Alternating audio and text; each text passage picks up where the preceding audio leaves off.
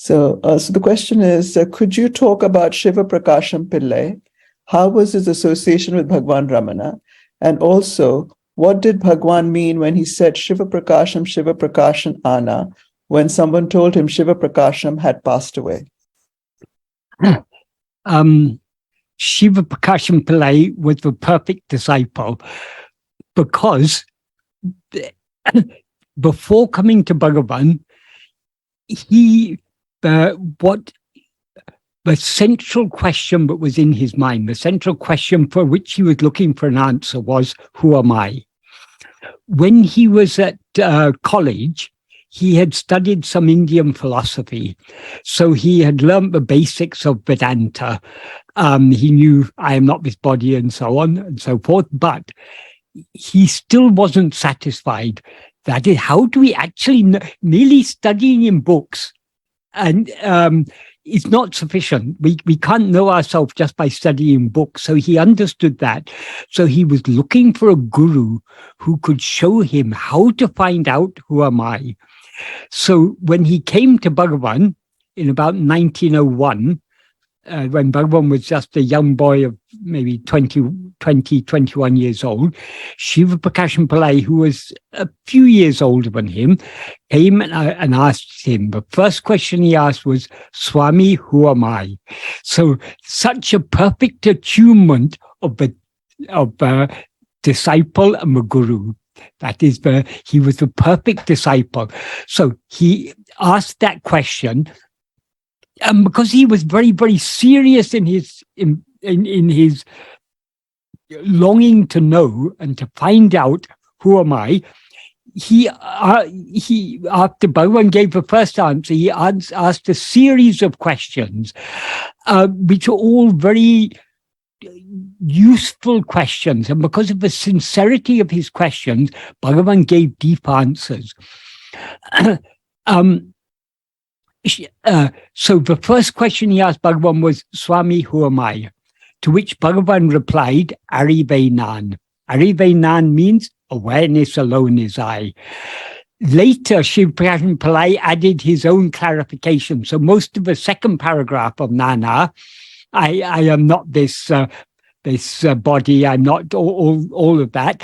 That was added by Siva Prakasam Pillai for his own clarification. But the first answer, his answer Bhagavan gave to his first question was simply Arivenan, awareness alone is I. And then Siva Prakasam Pillai asked, what is the nature or swarupa of that Arivu? And Bhagavan said, Satchidananda. And then there were a series of questions and answers. In those days, Bhagavan was talking very little. So a lot of it was Siva Prakasam Pillai would ask his questions and Bhagavan would just write in the sandy ground. He would write his answers with his finger. So to save Bhagavan the inconvenience of writing in the sandy ground, Siva Prakasam Pillai then started to bring a slate and chalk or a piece of paper and a pencil. So he kept some of the original what Bhagavan had written, and he copied everything else as Bhagavan had written it. So Nana is a very accurate recording of what Bhagavan replied to him. And Siva Prakasam Pillai was a very humble devotee. He hadn't come for anything except for his own salvation. So for many years, none of the devotees knew about what he had recorded. Siva Prakasam Pillai was also a good poet in Tamil. So he once wrote a biography of Bhagavan in Tamil verse. In fact, that's the first biography of Bhagavan. It's called Ramana Ahaval. Ahaval is a particular meter which can go on for any number of lines. So the whole biography is one verse of many lines. And in that biography, he also summarized the teachings that Bhagavan had given him when he first came there. So in around 1922 or 23, when Shiva Prakasam Pillai had a nephew, Manikam Pillai, who was like a disciple to him. I mean, he was always with Shiva Prakasam Pillai and served him very devotedly till the end. So Manikam Pillai felt this biography should be published. So he brought it to Bhagavan and told Bhagavan that it was his wish to have this biography published. And with the help of some friends, it was published. He also brought to Bhagavan, it was Shiva Prakasam Pillai's suggestion that along with this biography, since he had written a summary of Bhagavan's teachings, he should also include the questions and answers, or at least a summary of the questions and answers, but Bhagavan had that he had asked Bhagavan and the answer that Bhagavan had given him. So he also brought those questions and answers.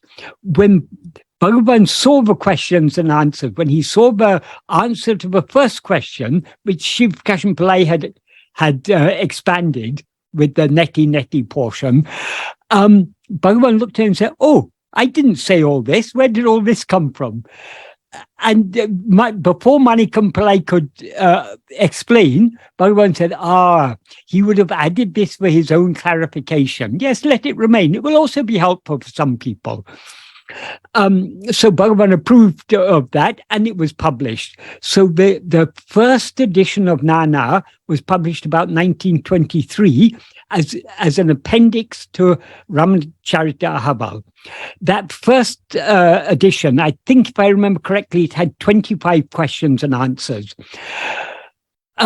Subsequently, because when devotees read this, they were so impressed by this. Many people asked Shiva Prakasam Pillai, did you record any more answers? So a year or two later, the Nana was published as a separate book consisting of 30 questions and answers and various miscellaneous sayings at the end. So that was the first separate edition. Then in the second edition, I think, of Ramana Ahval, Shiva Prakasam Pillai, since he had published the questions and answers separately, he abbreviated it in the appendix down to 13 questions and answers. That 13 question and answer version was translated into English by B.V. Narasimha Swami and included in Self-Realization. But B.V. Narasimha Swami added one question at the beginning. That is, as an introduction, there was a line, "The investigation, who am I, alone will give liberation." So B.V. Narasimha Swami added a question before that, making it into 14 questions and answers, though actually it was only 13. That he had translated from the appendix of the second edition of Ramana Ahval. That was subsequently when the next biography, after the English biography, the book-length biography, the first one was B.V. Narasimha Swami's in English. A year or two later, Sudananda Bharati wrote a Tamil biography of Bhagavan, Ramana-vichara, which was based mainly on self-realization. So seeing these questions and answers in English, he translated them back into Tamil. So that there was, some people are confused. Isn't the version in Ramana-vichara, isn't that the correct version? Isn't that the original version? Because it's written there that was the original version. No, it's not. That was the Sudananda Bharati's Tamil translation of B.V. Narasimha's English translation of the 13 question and answer version. So for some years, this 30 question and answer version was the main version. But in about 1926 or 27, Bhagavan of his own accord rewrote it in the form of an essay.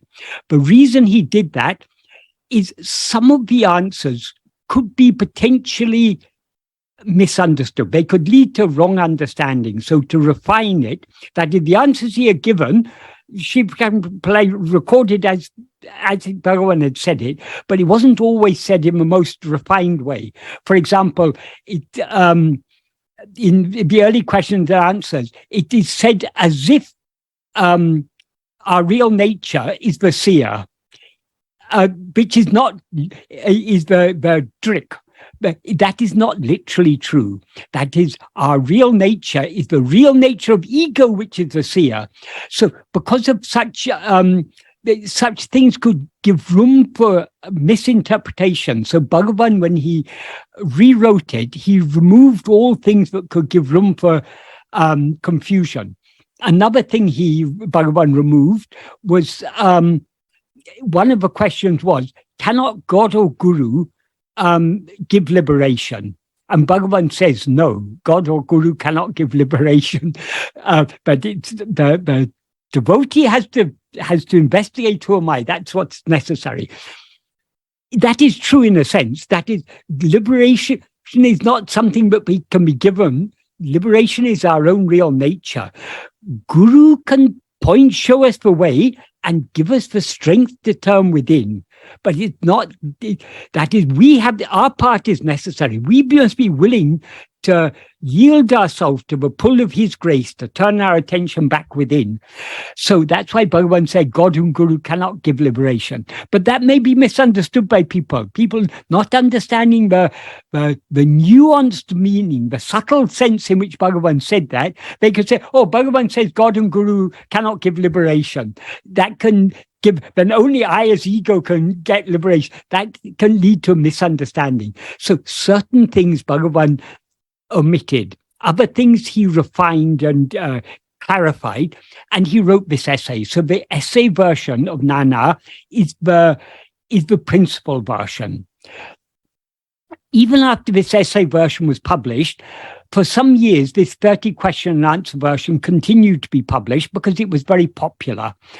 People like to read questions and answers rather than an essay as a treatise. So that continued to be popular. But the Ramanashram didn't begin publishing books until 1931. Before that, most of the books were published by a group of devotees, and they published it under the name Ramaniya Vana Pustakalayam, Tiruvannamalai. That was under that name, many of Bhagavan's works have been published earlier, and some things have been published by individual devotees under their own name. I mean, not giving their name as author, but they, as a publisher, they have published it. So the Ramanashram began publication in 1931. Since this 30 question and answer version was still in print, and the last edition I've seen of the 30 question and answer was published in 1931. In the same year, Ramanashram brought out a 28 question and answer version. That 28 question and answer version was an edited form of the 30 question and answer version, trying to incorporate some of the improvements that Bhagavan had made in the essay version. But unfortunately, that 28 question and answer version wasn't very well edited.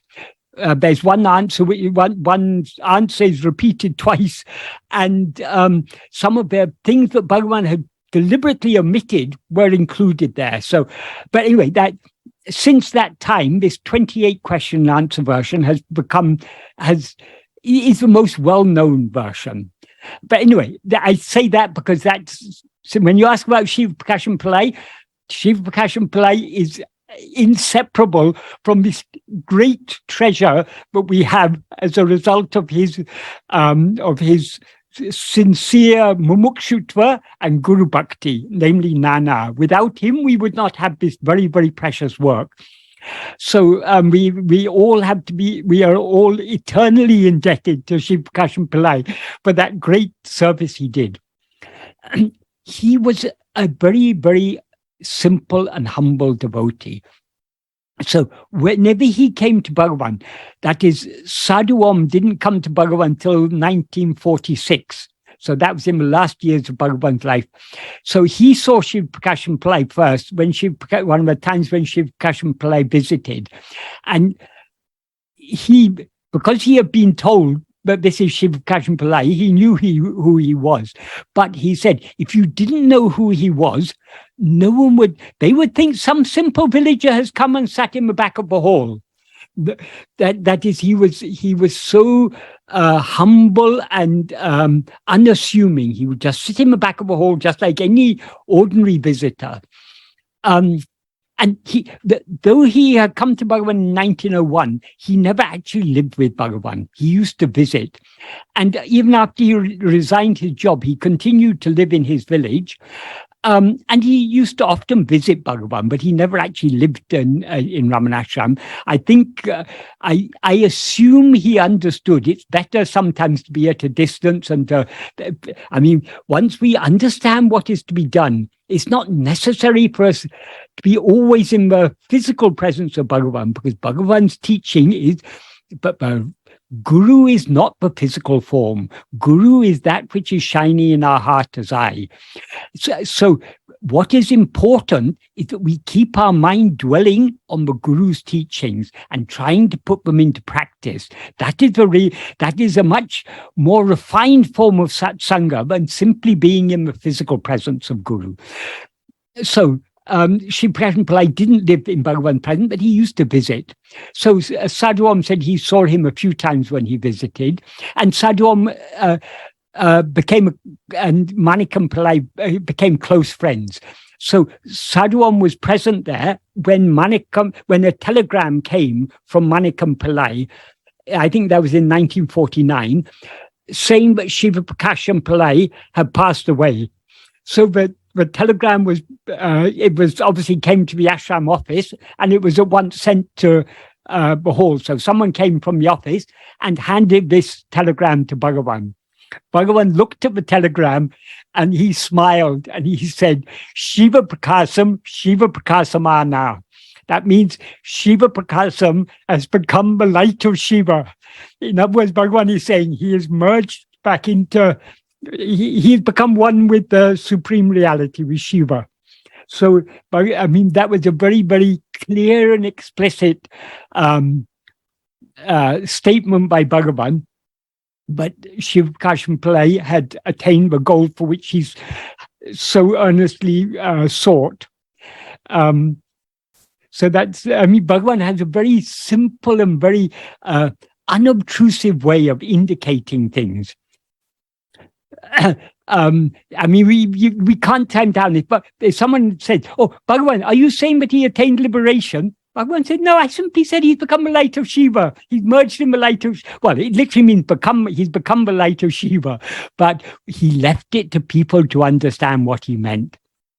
So, yes, that is, Bhagavan, by saying that, he very, very clearly indicated but Siva Prakasam Pillai, but he had swallowed the ego of Siva Prakasam Pillai, in other words, and so Siva Prakasam had become the light of Shiva. The name Siva Prakasam, Prakasam means the light or the shining of Shiva.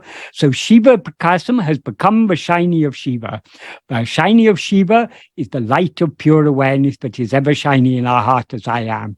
In other words, he had merged back into the source from which he had risen by the grace of his Guru Bhagavan Ramana.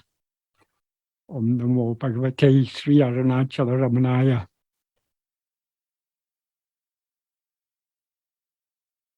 And may Bhagavan save us also in the same way.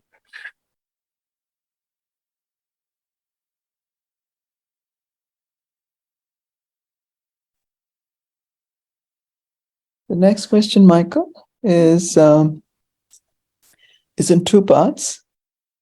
The first part is, does our real nature, Sat Chit Anand, ever admit the existence of ego? The second part of the question is, if we are pure being, there cannot be knowing of something else.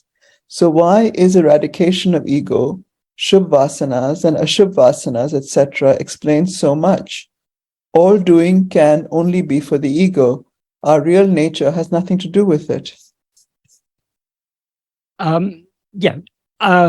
in the view of our real nature alone exists. As Bhagavan says in the first sentence of the 7th paragraph of Nana, Yatatamai Uludu Atma-sarupamandre.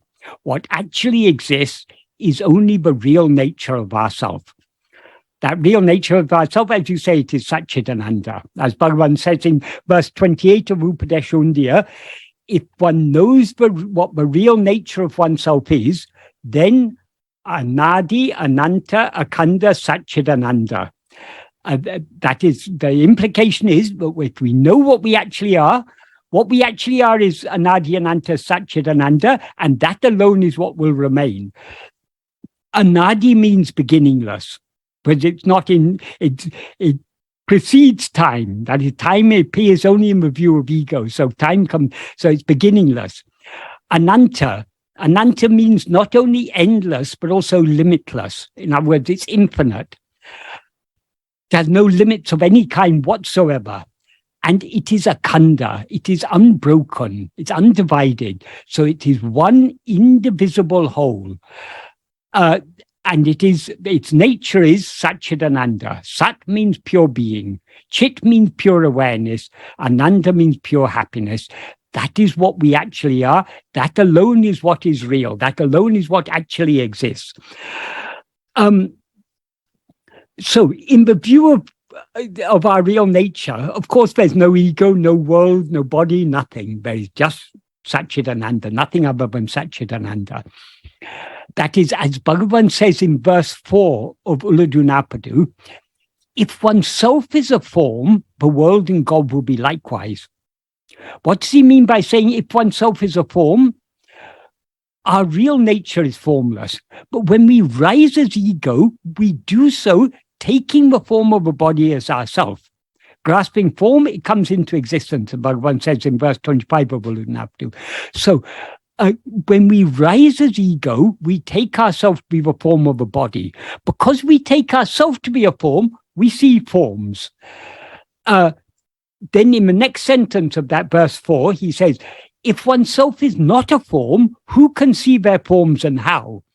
Implying that when we don't mistake ourselves to be a form, there's no one to see any forms. Forms appear only in the view of ego that takes itself to be a form.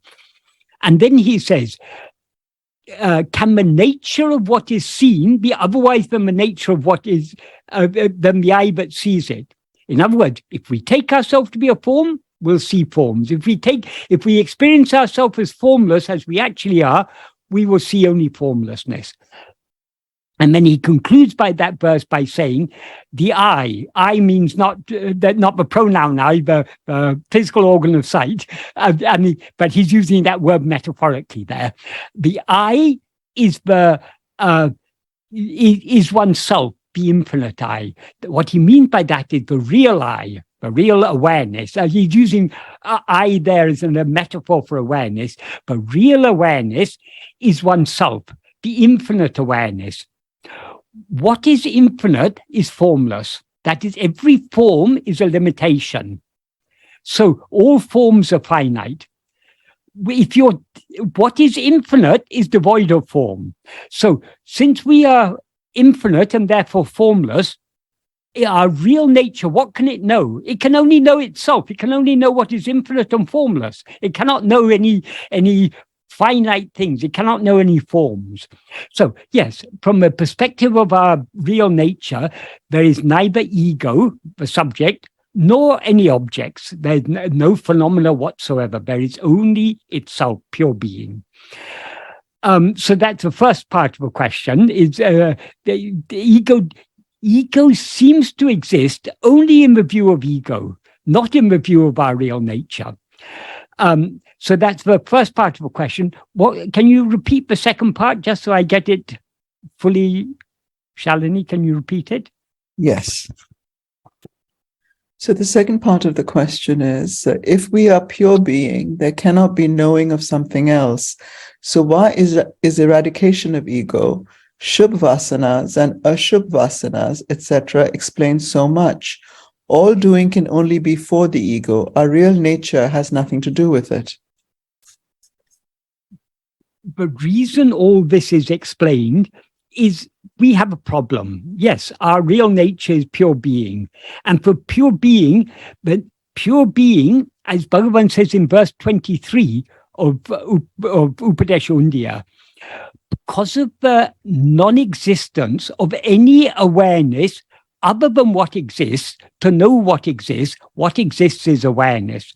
So what exists is ourself. That what we actually are is awareness. So, but that awareness is not awareness that knows anything other than itself. It is just the shining of its own being.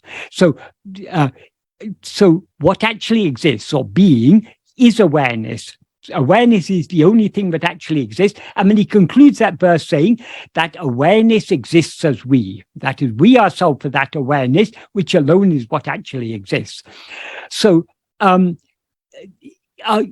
nature as pure being is not knowing anything other than ourselves, but knowing ourselves alone. So yes, as pure being, there is no knowing of anything else. But we have a problem. Now we know other things. As Bhagavan begins Uludunapadu, Nam Ulhum Kandalal, because we see the world. Because we see the world, that means we got a big problem. Because whenever we see the world, we see ourselves as a body within that world. So it's only from the perspective of this body that we see a world. Whenever we dream, we always experience ourselves as a body within that dream. So this is a big problem. So all teachings are given to remove this problem. The ultimate truth is, as Bhagavan clarified, the ultimate truth is ajata. No ego or body or world or anything else has ever come into existence or ever appeared at all. But if Bhagavan simply sits there and we come to him with our problems and Bhagavan says there's no problem at all, how's that going to help us? So Bhagavan has to come down to our level. He has to, or he has to seemingly come down to our level. He has to acknowledge the seeming existence of ego. Bhagavan never said ego actually exists, but he acknowledged that ego seems to exist in the view of ego, not in the view of our real nature, Atma-swarupa. In the view of Atma-swarupa, there's no ego at all. But in the view of ourself as ego, ego seems to exist. And because ego seems to exist, everything else seems to exist. So Bhagavan gave his teachings from the perspective of Vivartavada. He accepts that all these things are there, but they are only Vivarta. They are just an appearance. And all this appearance appears in whose view? Only in the view of ego. And in whose view does ego exist? Only in the view of ego. So Bhagavan teaches us about all these things in order to show us how to get rid of this problem. That is, everything else seems to exist only in the view of ego. So the root problem is ego. Without ego, there'll be no problem. When we're asleep, there's no ego and therefore no problem. Problems arise only when we rise as ego in waking or dream. So in order to permanently put an end to all problems, all we need to do is to permanently put an end to this ego. Since ego is not real, putting an end to it should be easy. And indeed it is easy if we are willing, if we have sufficient love. So ego is nothing but a false awareness of ourselves. That our real nature is pure awareness. I am. But as ego, we are not aware of ourselves as just I am. We're aware of ourselves as I am this body. I am this person. I am Michael. I am Shalini. I am whoever. Whatever be the name of the body that we take to be ourselves, that we say, I am this man, this is my name, this is my body, I am this body. This is the nature of ego. That is the two defining characteristics of ego. Firstly, as ego, we are always aware of ourselves as I am this body. Whatever the body may be, the body changes from state to state. The body we take to be ourselves in dream is not this body. Because if that body is injured, this body won't be injured. If this body is injured, that body need not be injured. So they're not the same body. But we experience them as the same identity. That is, when we are dreaming, we continue to dream ourselves to be the same person we seem to be in waking state. Why is that? Because the dreams we have at night are dreams that occur within this dream. The whole of our present life, whatever person we take ourselves to be, the whole life is one dream. Within that dream is interrupted by periods of sleep, and the sleep is interrupted by further dreams. So the dreams we have at night are dreams within a dream. That's why we seem to be the same person in those dreams. When this dream, the dream of our present life, comes to an end, if the ego is not annihilated, we'll begin to dream some other dream. Then we'll have some other identity. We could be anyone. So the root problem is ego, and the problem is not the body, because the body is born and it dies. But that doesn't solve our problem, because this body is just part of this dream. It's a dream identity. The problem is not the dream identity. The problem is the dreamer, the one who identifies itself as I am this person, I am this body. That is the problem. So the two defining characteristics of ego are, firstly, as ego, we are always aware of ourselves as I am this body. And we are consequently aware of things other than ourselves. Our real nature is never aware of anything other than itself. That's why it's called pure awareness, Suddha Chaitanya. Suddha Chaitanya means pure awareness. In Vedanta, pure awareness means awareness that is not aware of anything other than itself. In Sankhya, they refer to Purusha as pure awareness, but what they mean by pure awareness is mere awareness. The Vedantic meaning of pure awareness is awareness that is not aware of anything other than itself. So in that sense, our real nature is pure awareness. We are not aware of anything other than ourselves. But as ego, we are always aware of things other than ourselves. So the two defining characteristics of ego is, firstly, we're aware of ourselves as I am this body. Secondly, we're aware of other things. But we're aware of other things only because we're aware I am this body. So that is the root error, is this Dehatma Bhava, Dehatma Buddhi, I am this body, identification. Since ego, so what we actually are is not this body. So ego is a false awareness. It's an awareness of ourselves as something other than what we actually are. So since ego is a false awareness of ourselves, how can we get rid of it? The only way to remove a false awareness is by correct awareness. If you see a rope and mistake it to be a snake, the only way to free yourself from the fear caused by that snake is to see what it actually is. If you look at it carefully enough, you see, oh, it's not a snake, it's just a rope. So the wrong knowledge, this is a snake, is removed only by the correct knowledge, this is a rope. Likewise, only to remove this false awareness, I am this body, it can be removed only by the correct awareness, I am I. That's why Bhagavan often talked about I am I. But unfortunately, it's been mistranslated into English as I-I. That is not what Bhagavan meant. I-I doesn't really mean anything. Nan or aham means I am I. Because in Tamil and Sanskrit, you don't need to say am. It's understood. If you say Shivo Ham, there's no Shivo Ham means Shiva Aham. Where's the am? It's implied there. Likewise, Deham Naham. This body is not I. The is not there. It's understood. So in both Tamil and Sanskrit and in many other languages, when you're saying A is B, it's sufficient just to say A, B. The is understood there. The copula, as it's called, the verb, linking the subject with the subject complement is understood. So in Tamil, nanit deham, I this body, means I am this body. Nana, I who, means I am who am I. So nan means I am I. Likewise in Sanskrit, aham means I am I. That's our true identity. So only by being aware of ourself as ourself alone, as I alone, can we remove the false identification, I am this body. So how to eradicate ego? Only by knowing ourselves as we actually are. What we actually are is only I, nothing other than I.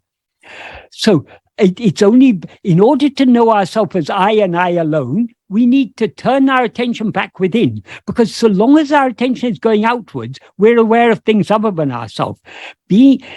Since other things appear only in the view of ego, being aware of things other than ourselves is feeding and nourishing ego. That's why Bhagavan says in verse 25 of Uludunapadu, he describes ego as uruvatra pay.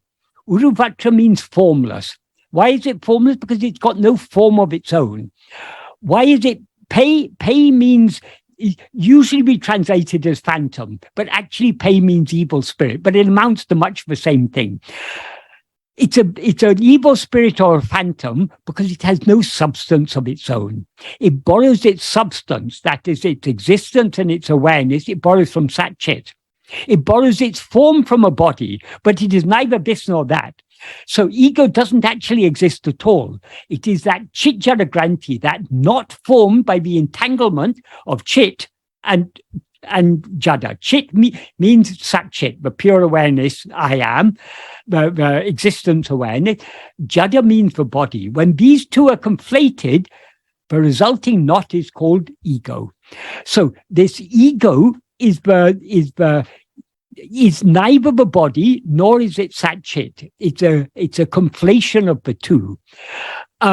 So Bhagavan says in that verse, urupatri undam, grasping form, it comes into existence. Because without grasping a form, ego doesn't exist at all. It's got no separate existence of its own. When it doesn't grasp a form, it remains as Sat-Chit. When it rises ego, it immediately grasps a form. That doesn't mean that a form exists there before it rises. Because as he says in the next verse, verse 26, if ego comes into existence, everything comes into existence. So but this body doesn't exist independent of ego. So as soon as we rise as ego, we project and identify a body as I. And then he says, urupatri nikkum, grasping form, it stands. That means so long as we stand as ego, so long as we endure as ego, we continue to grasp this body as I. So without holding on to this body as I, we cannot either come into existence or stand as ego. And then he says, urupatri undu mika ongum. That means grasping and feeding on form, it flourishes abundantly. There, whereas the first two sentences, or clauses, he's talking about, the form he's talking about is the body. In this third sentence, he's talking about the myriad of forms that appear as soon as we take ourselves with this body. So by attending to forms, by attending to phenomena, anything other than ourselves, ego is fed and flourishes. That is, undu means it is feeding, grasping and feeding on forms, it flourishes abundantly. So the food that nourishes and sustains ego is attention to forms. In other words, attention to things other than itself. Because ego is a formless phantom. So all the forms that it attends to are things other than itself. So it's by attending to things other than itself that ego is nourished. And then he says, leaving form, uruvittu urupatram, leaving form, it grasps form. That is, ego cannot remain for a moment without grasping form. But then the most important sentence of all, possibly the most important sentence in all of Bhagavan's teaching, of course, he says it in so many ways, in so many places, but he puts it particularly clearly in verse 25 of Uludunapadu, Teidinal otum pidicum. If sought, it takes flight.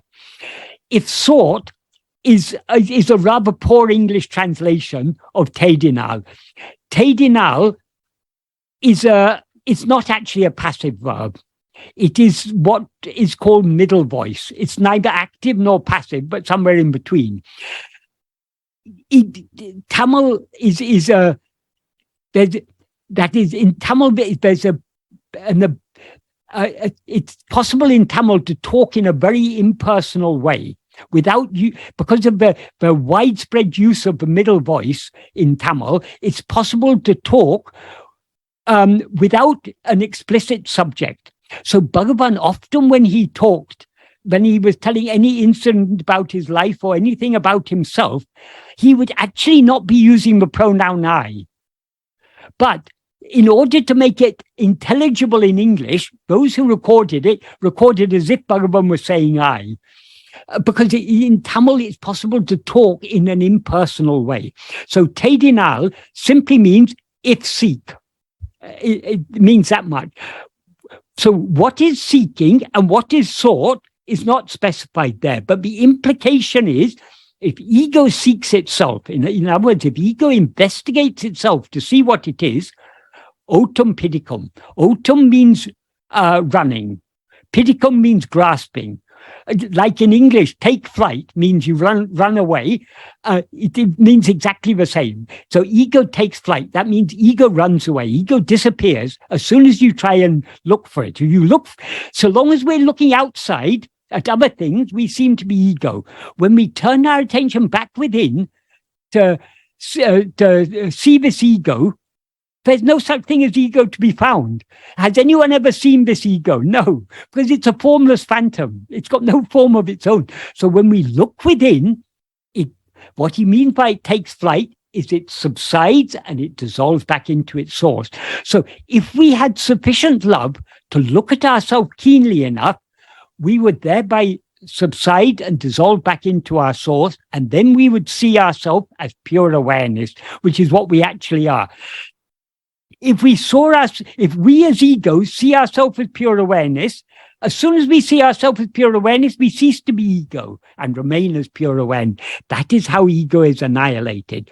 So all that Bhagavan has taught us about ego and the nature of ego is extremely important.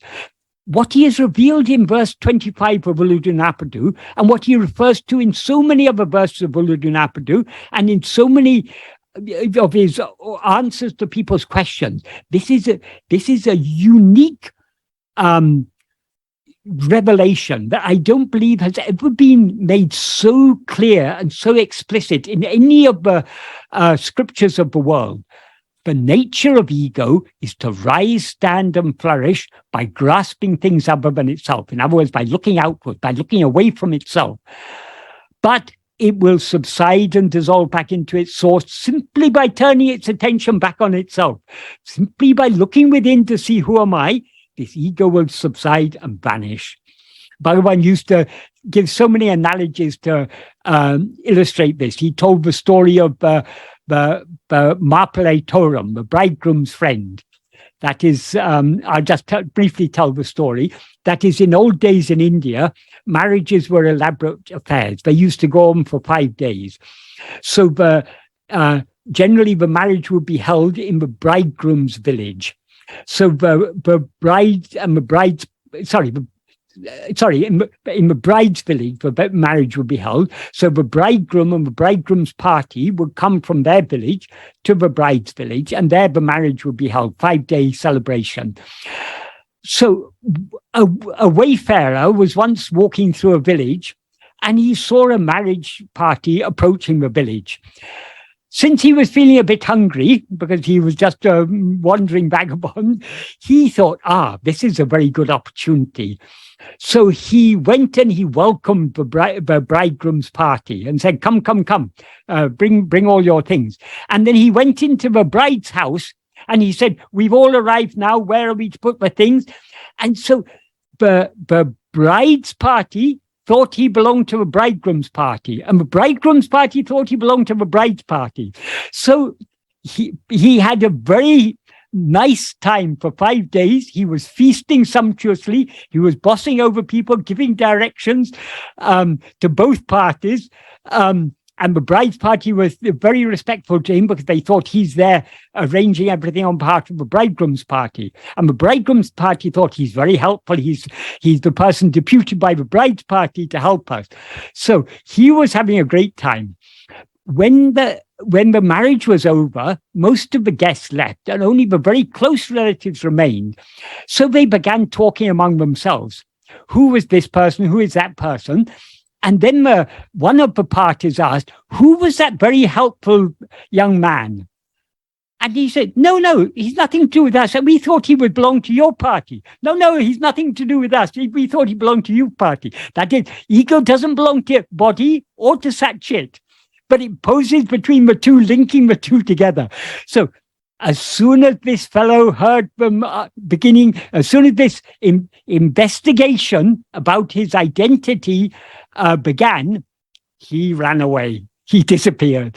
Likewise, ego. Ego flourishes very well until we begin to investigate what it is. Who am I? Then this ego will run away.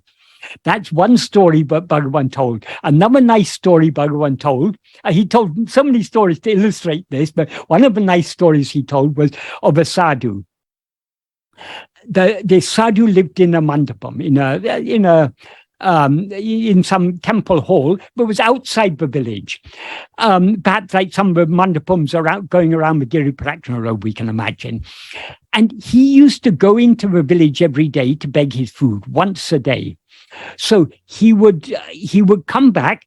He would eat half of the food he had begged in the evening before going to bed. He would then go to bed, and in the morning when he got up, he would have the remaining food for breakfast. One day when he woke up, his begging bowl was empty. So he thought, oh, what's happened? Someone's come and taken my food. So that night he decided I should be vigilant so that nobody comes and takes my food. So he lay there as if he was asleep, but waiting to see who the thief was. But he fell asleep. And when he woke up, he found his food was gone. So the next night he tried to be more vigilant. And this went on for a few nights. And finally he was alert enough. And he was lying there, almost falling asleep, when he suddenly heard slurp, slurp, slurp. He opened his eyes, and there was a dog licking the food from the bowl. So he at once looked up, and the dog ran away. Then he understood, oh, it's this dog, so I must be more vigilant. So the next night, he was more vigilant. He was looking. And when the dog came near the entrance of the mandapam, it looked inside. The dog saw him looking, so the dog kept a distance.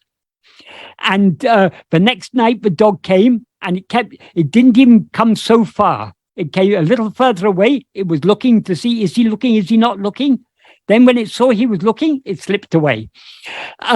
And each night the dog was getting further away, and finally the dog stopped coming. Likewise with ego. The more we attend to ego, the more it will retreat and retreat and retreat, and finally it will not come back and trouble us. So what Bhagavan taught us about the nature of ego is an invaluable clue. It in fact explains the whole of Vedanta. But ego comes into existence only because we look out. I mean, that we seem to be ego only because we're looking outwards. If we look back at ourselves, ego will disappear. So this is an invaluable practical clue that Bhagavan has given us. This is possibly the most valuable secret in the whole world. I mean, this is the key to how to free ourselves from ego, how to attain liberation.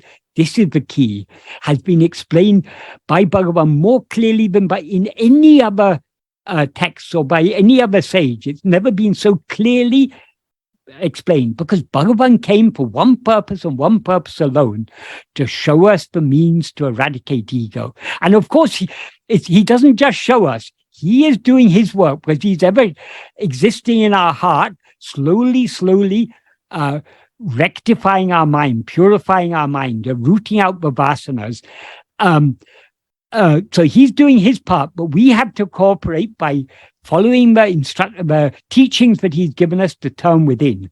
So it is for a very, very good reason Bhagavan has talked so much about ego. All of Bhagavan's teachings, whatever Bhagavan has taught us, it all has practical implication. If we don't understand the practical implication of what Bhagavan has taught us, we haven't understood his teachings at all. Bhagavan didn't teach anything unnecessarily.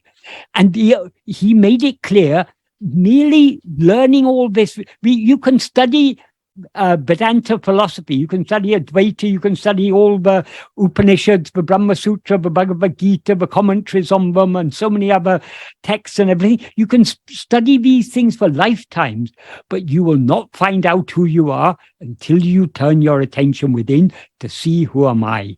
That is so Bhagavan's teachings is all about, Bhagavan wasn't for Bhagavan, philosophy was a means to an end. It wasn't an end in itself.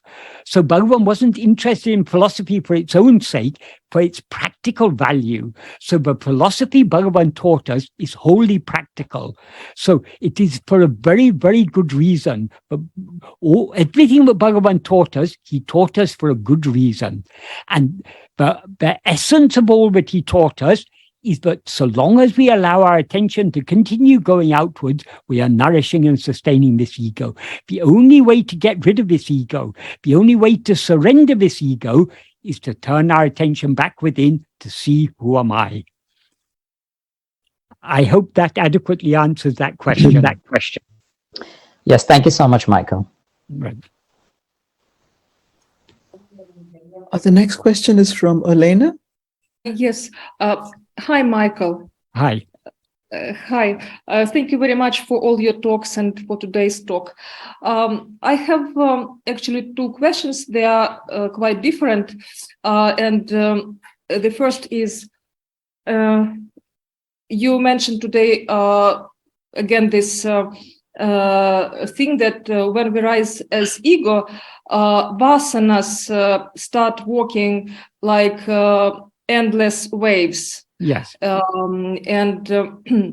course, as I understand, it is because we see the world. I mean, the very fact that we see the world means that all these vasanas have been switched on. Yes. They immediately started walking.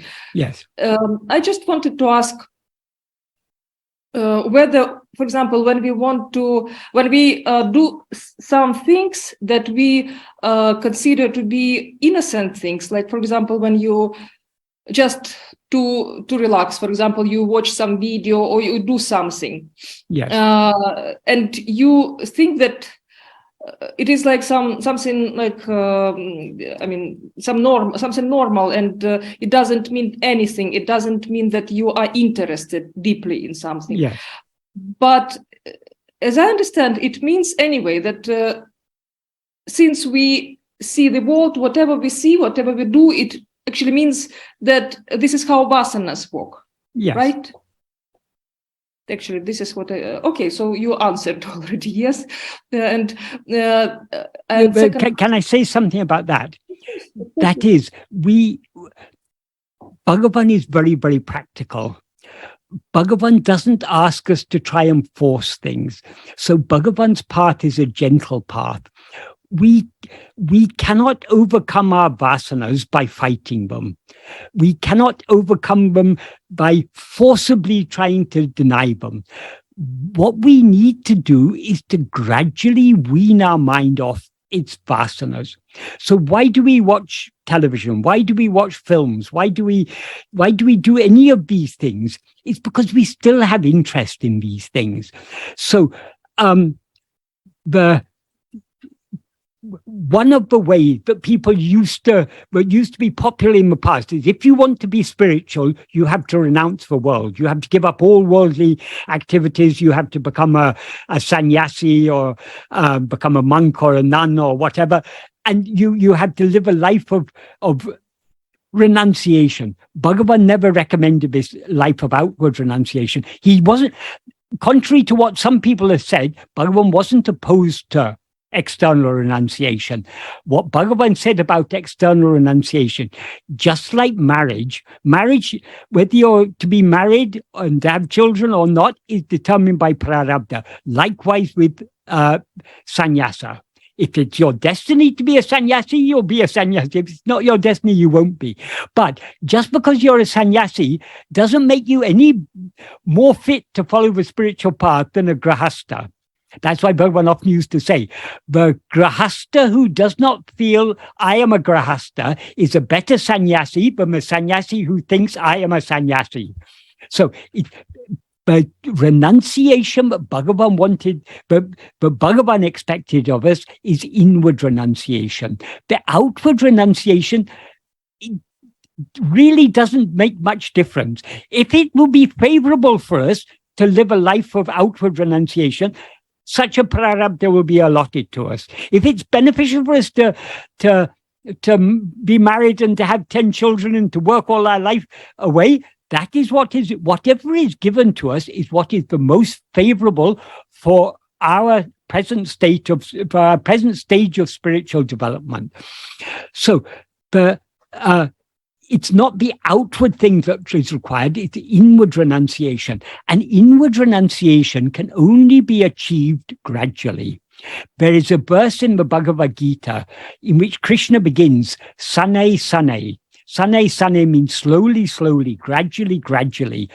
The first 2 lines of that verse mean slowly, slowly withdrawing the mind from external things and making it steady. And the last 2 lines are, Atma samstam manakritva. Fix the mind in yourself. Na kinchitapi chintayet. Do not think of anything else whatsoever. That is chapter 6, verse 25, if I remember correctly.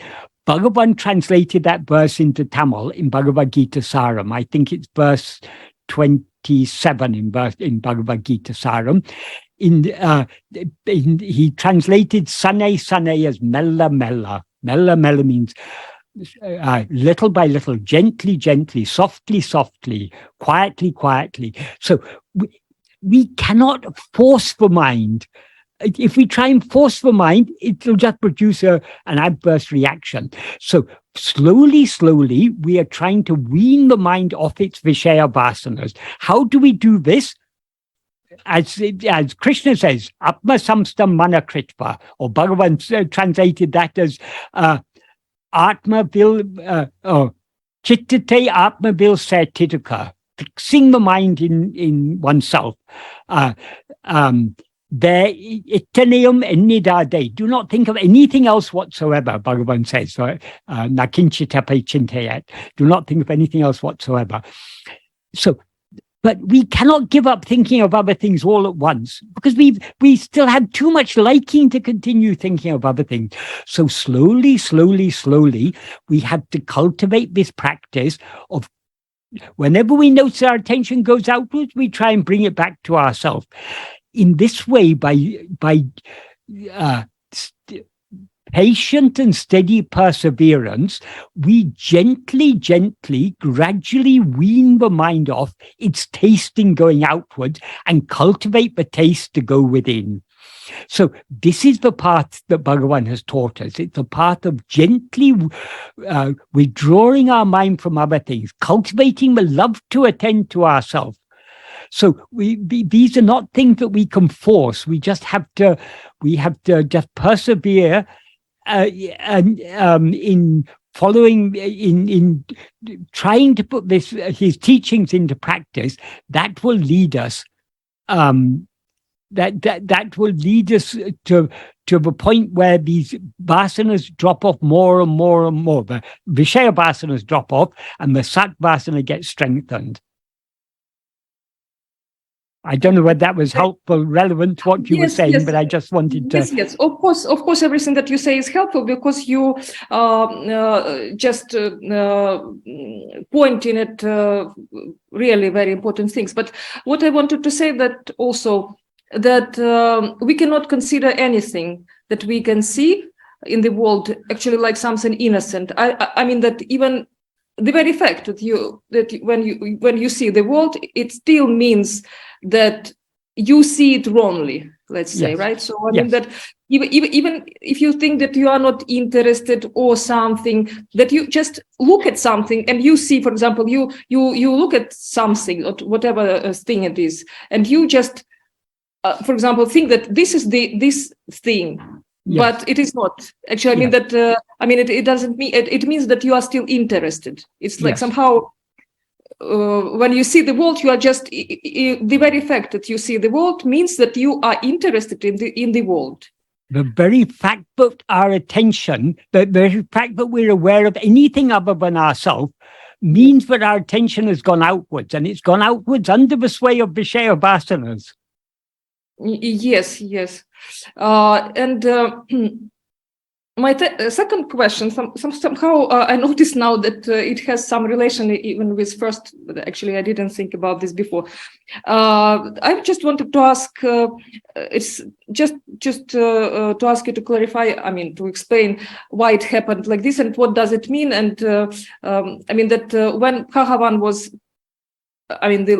passing away, and at last moment, as if this story is true, which I think it is true, as far as I remember, that this is like a fact. That last words was where that whether you he asked whether they fed or whether they were going to feed the peacock. Yes. Right. So I mean that. It's interesting that as if he was like, it was something really important, because still it is this world, and why he was, it's so interesting. I mean, that somehow it's like... That is, Bhagavan is not aware of the world at all. Yes. Bhagavan is pure awareness. But because, as he explained to us, because we take ourselves to be a body, we see him as a body. And as the body, he's the perfect person. That is, insofar as he seems to be a person, he is perfect in every way. So he had so much love and compassion for all who came to him. I mean, not for only who came to him, for all jivas. So when he accidentally disturbed the hornet's nest, he allowed them to sting his thigh. So he was concerned for the peacocks. They will be hungry. Have they been fed? So it is, to the end, he was the embodiment of kindness and love to all. And his kindness and love was equal to everyone. Among humans, he was equally kind to the Maharajas or Maharanis who came as he was to the peasants. He was equally kind to the illiterate peasant as he was to learned scholars. So his love was equal to all. He was also equally kind both to the good and to the bad, to all types of people. All types of people. Just because people happen to be in Bhagavan's presence doesn't mean they're good. There are all sorts of people, of not so good people were there. Some of them were, all sorts of things happen, all types. But Bhagavan's love is equal to all. Why? Because he doesn't see us as separate individuals. He sees us as himself. And so he loves us as himself. So Bhagavan's love is equal to all. Yes, by the way, it's interesting also point of view, actually. Yes, that it is like, it was like one of the interpretations, of course, it's like act of showing again this like accepting and love for everything. Yeah. Like, and at that last moment, his body is in excruciating pain, dying of cancer. But in his view, that body is no more I than the peacocks are I, or than anything else is I, because in his view, he alone exists. So if anything else, if at all there's such a thing as a peacock, if at all there's such a thing as a person or a dog or a cat or a tiger or a snake or a scorpion or a hornet, they're all only I. Yes, exactly. I also was thinking about this, but I just somehow thought that it's also like that's great that I heard from you what you said. Yes, you explained everything. And also I wanted to say that even before I learned about these teachings, I also heard that it is like a common wisdom that it is better to be better to somehow how to say, to give up with this world being grihastha, right? It's the world. Yes. Yeah. Then to be a monk, but of course you correctly said that it depends on your prarabdha anyway. Yes, yes. But I mean that anyway, it's somehow it considers to be the best thing when you being like in the middle of the world, you somehow are able to just understand what Yes. world. Whatever is best for us is the situation in which we now find ourselves is what is best for us. Yes, yes. Because our whole prarabdha is allotted by him for our spiritual welfare, for our ongoing spiritual development. So whatever happens is for good. Okay. Ellam nammeke, as they say in Tamil, all is only for good. Great. Okay. Thank you very much, Michael. Right. Thank you. Right. Thank you.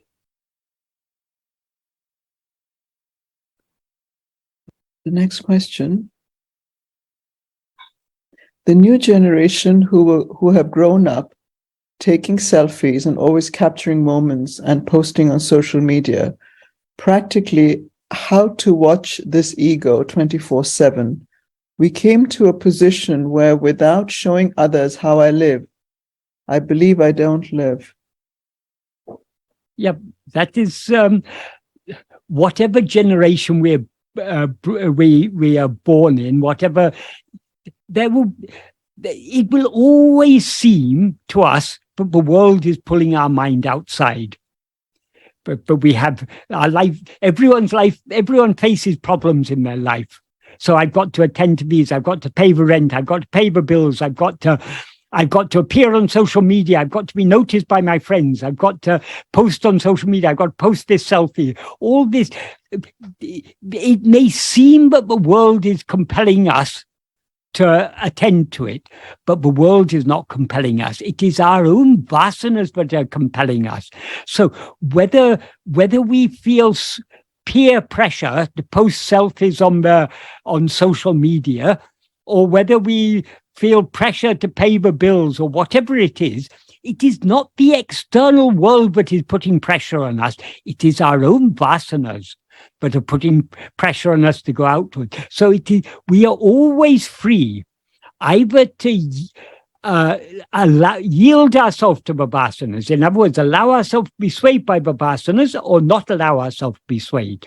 So if we happen to be young people born in this generation, there will seem to be strong pressure on us to post selfies on social media or whatever.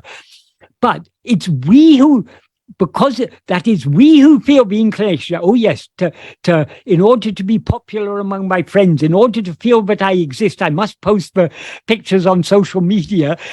It seems to be external pressure, but actually it's internal pressure. What does it matter whether we post on social media or not? Is the world going to come to an end if we don't post on social media? No, it's we feel we want to be popular among our peers, so we want to do like everyone else, to post pictures on social media or to play video games or whatever it may be. Peer pressure is not a new phenomenon. It has been there since time immemorial. In the past, the peer pressure may have been to be very manly, to be a warrior, to fight and to engage in warfare. So they're always in different societies bring different types of pressure on us. Different positions in society bring different pressures on us. If you're born in a poor family, there'll be different pressures than if you're born in a rich family. All these, so there's so many different pressures, but ultimately the pressures are, it's only seemingly that the external world is pressing us. The reason we feel the pressure from the external world is because we want to be accepted among our peer circle, the circle of our peers, among our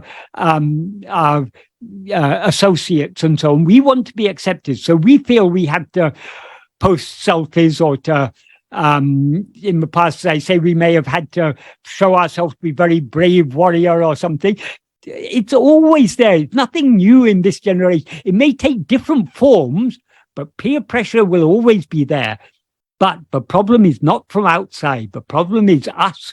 We want to please our peers. We want to, it's our desire to be recognized by our peers. That is where the problem lies. So, Michael, so recently what happened is I just went for a, sightseeing of birds. So I have a camera and I thought I'll be with nature. Then that 1 hour I spent time with nature and I'm taking pictures of beautiful birds and all. But once I come back to home, then immediately that mind is so cunning, it will say, post it on for social media. So what is happening, what I'm observing is, until I show to everyone that I saw some beautiful nature or I celebrated a festival, current generation, what is happening is, if I don't show, then I feel inside that I'm not enjoying life. Yes. So, this is Maya. This is Maya. Maya takes any number of different forms, but it's all the same Maya. And the root of that Maya is ego. Who is the I who wants to feel, who wants to be recognized by the peers? That is the problem. Right? If we analyze any problem we face in life, if we analyze it correctly, it all comes down to the one root problem, ego. That's why Bhagavan teachings are all about ego. Why should we feel, I want to feel that I live, I want to feel I exist? Why should I fear to feel that I am nobody? Actually, to be nobody is the greatest of blessings. To feel that I am nobody, it's much better to feel I am nobody than I am somebody. Correct. Absolutely. That's true. See, if you see a lot of people, they go to a peaceful place, they'll spend at least fraction of a second, but 1 hour they'll post selfies that, okay, I'm in this peaceful place. Yes. Guys, please believe me, I'm enjoying, I'm relaxing. So yes. So they're not really peaceful because the mind is agitating them, thinking, I had to post this on social media. So it's no peace at all. But wonderful example of, watching that dog and, Bhagavan going for that marriage, uninvited. And so, I mean, watching is the only solution. Watching the only solution. Is the only solution. Thanks. Thank you, Michael. Thanks. Watch the Chaitanya. Your name itself points you back to what you actually are. Suddha Chaitanya. Today you told about Purna, completeness. So there's I don't know, it's Brihadaranya Upanishad. They said, Purna Mada, Purna Midam, Purnat Purna Mudachyate. Purnasya Purna Madaya, Purnameva Vashishyate. Which means, from that completeness, Purna Mada means that is complete. Purna Mida, this is complete. Yes. From that completeness, this completeness came. Once it is removed, the remaining is also completeness. Yes. All is only Purna. But all appears to be Khanda, all appears to be split because of our rising as ego. It's the rising of ego that seems to split the one infinite, indivisible whole into all these many parts. So Bhagavan's teachings are always stressing this. But one problem is, in whose view do all problems exist? In the view of ego. So ego is the root of all problems. Get rid of ego and everything is solved. Correct. Which is a battle, which is like Kurukshetra. Yes. Thank you so much. This ego is Purna, but when it comes out, it seems to create all this fragmentation. If we look back within to see what we actually are, we will see that we are Purna, and all the fragmentation will disappear. Because the fragmentation is only in the view of ego. Right. Thank you for the wisdom, Michael. Thank you. It's not my wisdom, it's Bhagavan's wisdom. Don't blame me. I'm innocent. I'm just relaying what Bhagavan is saying. Yeah, you're reflecting. Yeah, thanks. Right. The next question is, in fact, it's not a question. It's, Dear Michael, I just wanted to share a thought. One finds it extremely beneficial to reflect on verse 7 of Aruṇācala Akṣaramaṇamālai, along with this verse. Thank you. Verse 7 of Navamanimalai. Oh, Navamanimalai. Oh, yes. Sorry. Yes, definitely. Verse 7 of Navamanimalai, where Bhagavan says, Anamalayai Adiene Andavandre Abudal. That the very day that you took charge of me, that is Anda. Anda is a participle form of this verb al. So the very day you took charge of me, you took possession of my body and soul. In other words, you took me completely. Anamalaya Adiene Andavandre Abudal Kondai Enako Kureondo. Is there any kure means any deficiency, anything lacking, any grievance for me? That is, when you've taken everything, what grievance is there? There cannot be any grievance. Then he says, Kureum gunamum niyallal ene nivatre. That is that sentence. He's packed a lot into that sentence. It has two. When he says Kureum gunamum niyallal, that implies that this kure, the deficiencies, and the kureum gunamum, the good qualities, they do not exist apart from you. And niyallal ene nivatre, I do not think of them, but only of you. So that niyallal, it can be interpreted with the first half of a sentence and the second half of a sentence. They do not exist apart from you, therefore I do not think of them but of you alone. In other words, we shouldn't be concerned about our good or bad qualities. If we want to be free of all bad qualities and eventually of all qualities altogether, we need to think of him alone. If we think of him alone, then we are free of everything. Then he takes complete charge of us. My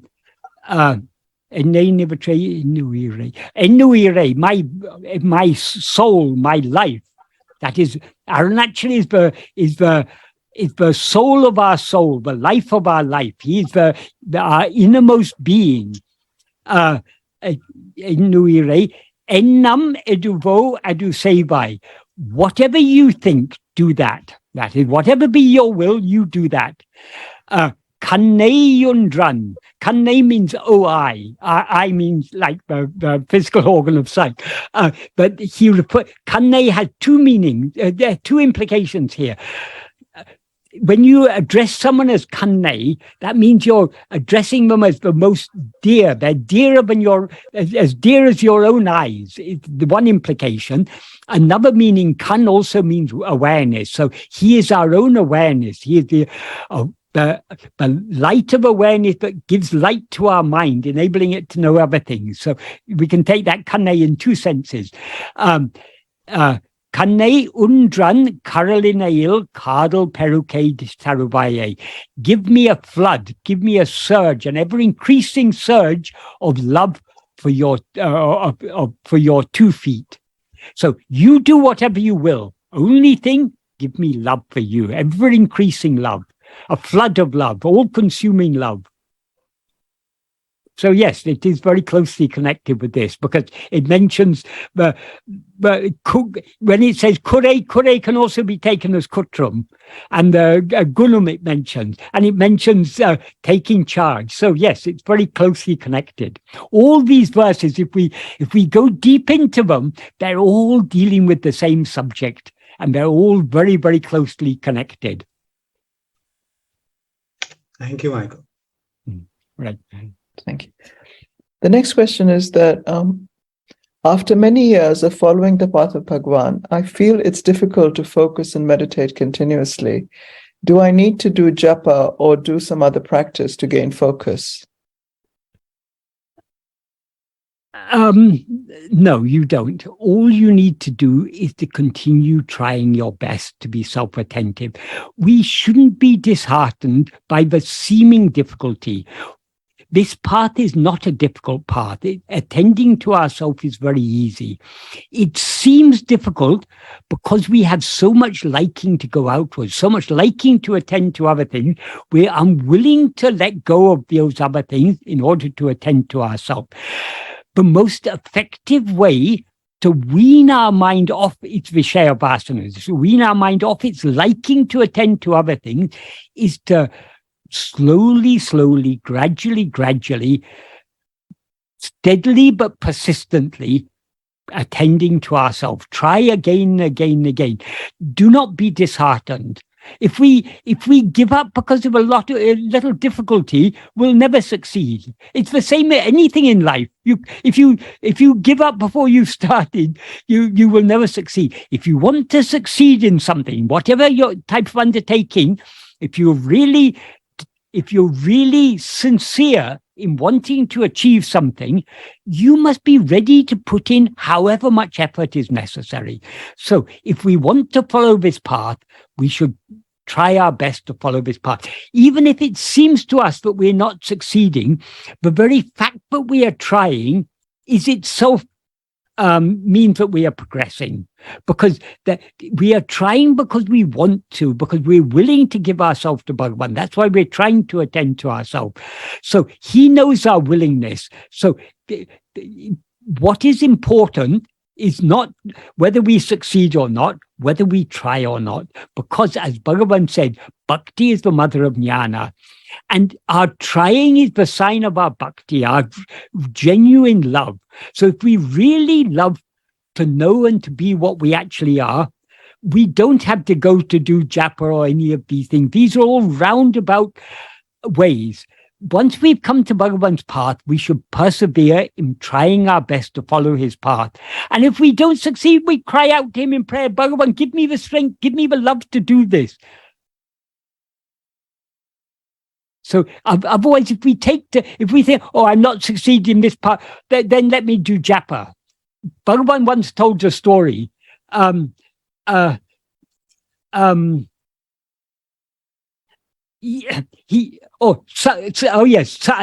remember the exact context, but I think it was something like this. Someone said to Bhagavan, I've tried to follow your practice of Atma-vichara, but I'm not able to do it. So is it okay if I do dhyana? And Bhagavan said, yes, okay, you can do dhyana. After that person went away, Bhagavan explained to the people there, what am I to say? When he says he can't do Atma-vichara and he wants to do dhyana, I can't say, no, you have to do Atma-vichara. So I say, if he wants to do dhyana, okay, let him do dhyana. But what will happen? He will do dhyana for some time, and then he'll come to me and say, Bhagavan, I'm not able to do this dhyana, it's too difficult. Can I do japa? And I will have to say yes. And after some time, he'll come to me and he'll say, Bhagavan, this japa is too difficult. Can I do puja? If someone wants to follow this path, they will follow this path however difficult it may be. If you want to achieve something in life, you will not be put off by the difficulty. If you're put off by a little bit of difficulty, that means you don't really want to achieve it. So if you give up because of a few obstacles on the way, you're not really sincere. So if we want to gain the maximum benefit, we have had the great good fortune in our life of having Bhagavan come into our life, of learning about his teachings, learning about this direct and simple path. So we should try our best to apply this to the best of our ability and not think about other, otherwise we won't, that is, if we give up because of difficulty, we will never succeed. Doesn't matter how difficult it is. Doesn't matter how it is not difficult. According to Bhagavan, it's the easiest of all paths. It truly is. It seems difficult because of our taste to go outward. But how will doing japa solve that? It will solve it only in a very roundabout way. Bhagavan used to say, even a little effort made in this path is worth years of effort made in any other path. So let us, rather than frittering our effort away on following other paths, which we will also find difficult. If you do japa, you will also find your mind will be wandering away to other things. If your mind wanders away when you try to attend to yourself, it will equally wander away if you try and meditate, or if you try and do japa, or if you try and do puja. It's the nature of the mind to wander.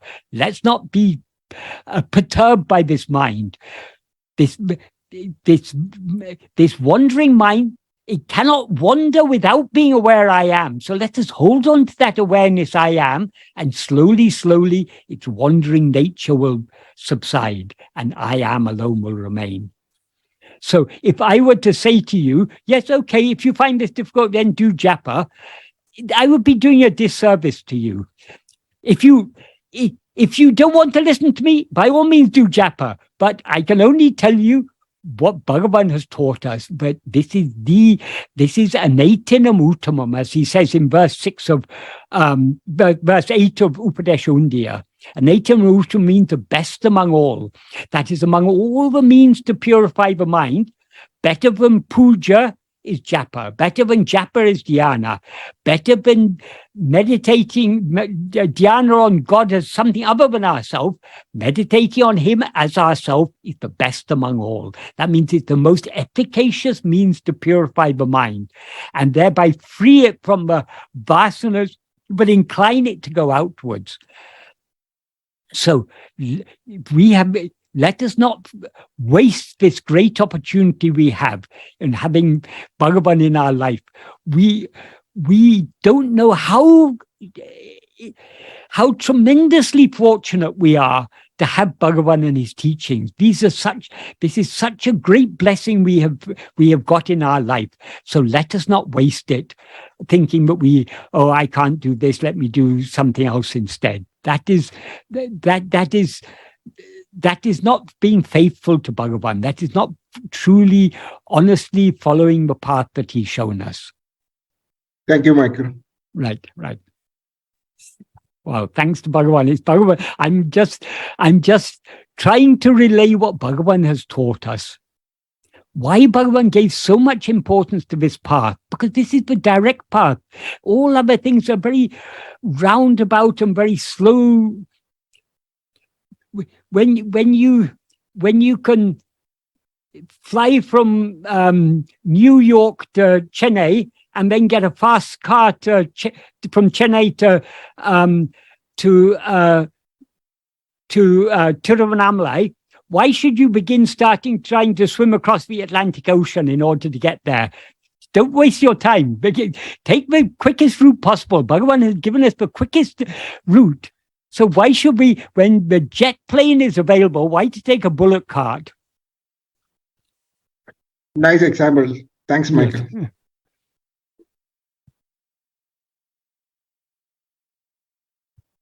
The next question is, could you explain the difference between Ajatavad, the theory of non-causality, and Drishti Srishtivad?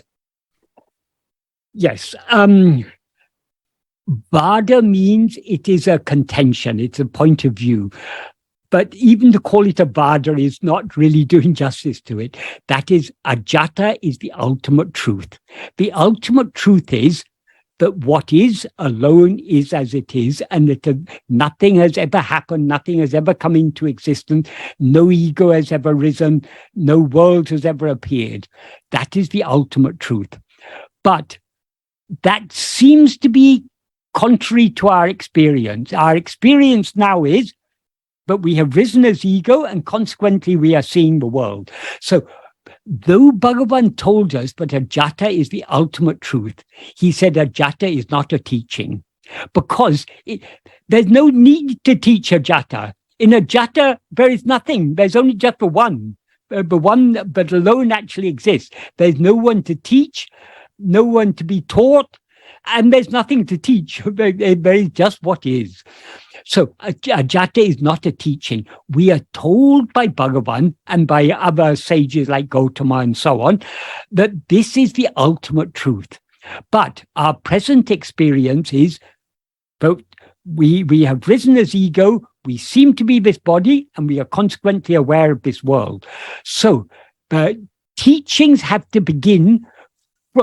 That is, if Bhagavan were to give us a teaching, but if Bhagavan refused to accept the problem, how could his teachings help us? If you go to a doctor with some serious illness, if you go to a doctor with cancer, and if a doctor says, "Oh no, you're fine. There's no cancer. There's nothing. You go home and he'd be a useless doctor." The doctor has to recognize what the problem is. So Bhagavan is the supreme spiritual doctor. He recognizes what the problem is.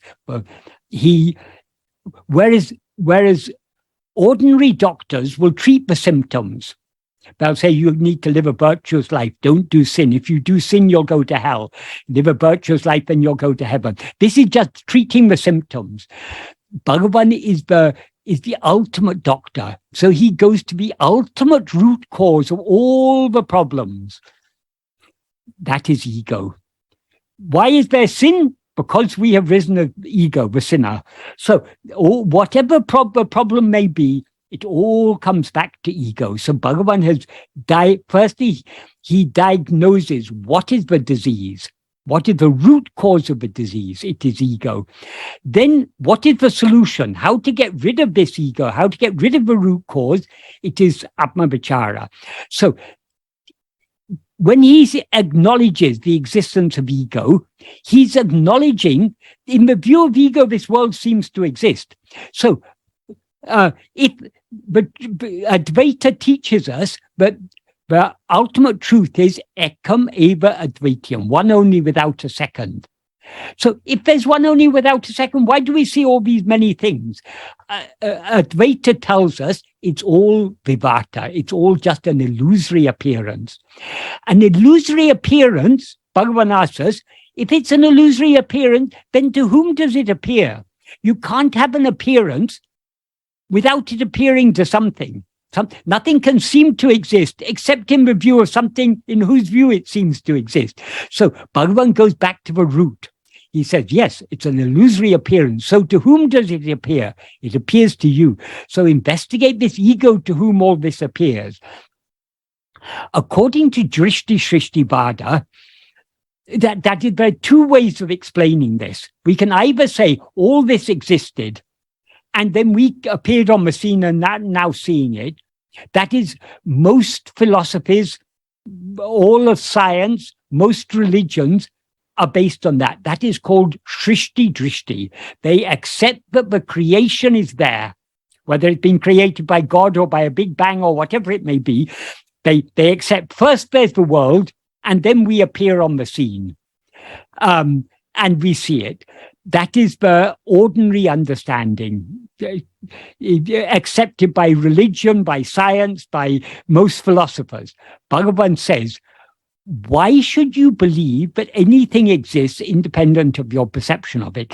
If this world exists independent of your perception of it, that means it has an independent reality. So long as we believe the world is independent reality, then we can gain things from it.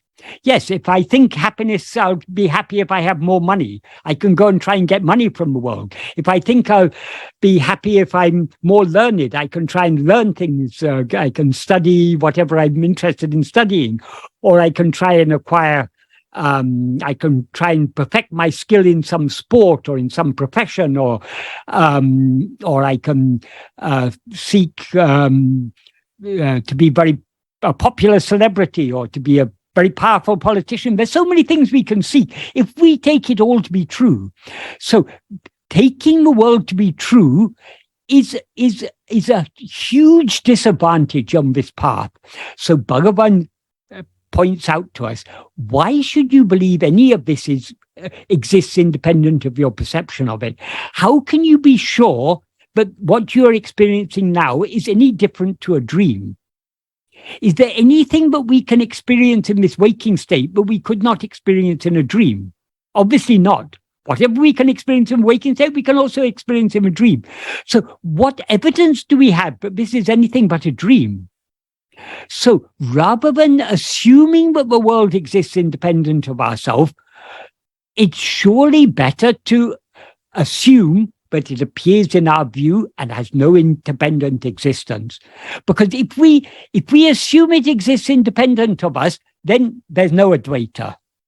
Advaita goes out the door, because then there's us and the world. And even to say the world is an appearance and to say it exists independent of us makes no sense. So what Bhagavan teaches is pure Advaita. The pure Advaita is Drishti Shrishti Bhada. Though many Advaitins will accept some form of Shrishti Drishti Bhada, that's a very, very diluted form of Advaita. The true Advaita, well, ultimate Advaita is Ajata.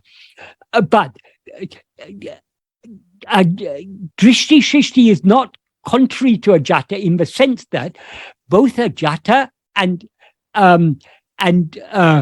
Drishti Shrishti, they both agree, but what actually exists is only Atma Swarupa. The difference is, according to Drishti Shrishti Vada, all this appears. According to Ajata, it doesn't appear. So are they then, is there a disagreement? No, because as Bhagavan explained, all this appears only in the view of ego. Ego, so it's only when we rise as ego that all this seems to exist. Ego seems to exist because our attention is going outwards and we therefore take ourselves to be a body. If we investigate ourselves to see what we actually are, we will see that what we actually are is pure awareness. And pure awareness is immutable. So we have never been body. Sorry, we've never been ego. We've never risen as ego and taken a body to be ourselves. So by investigating ourselves, we will find the non-existence of ego.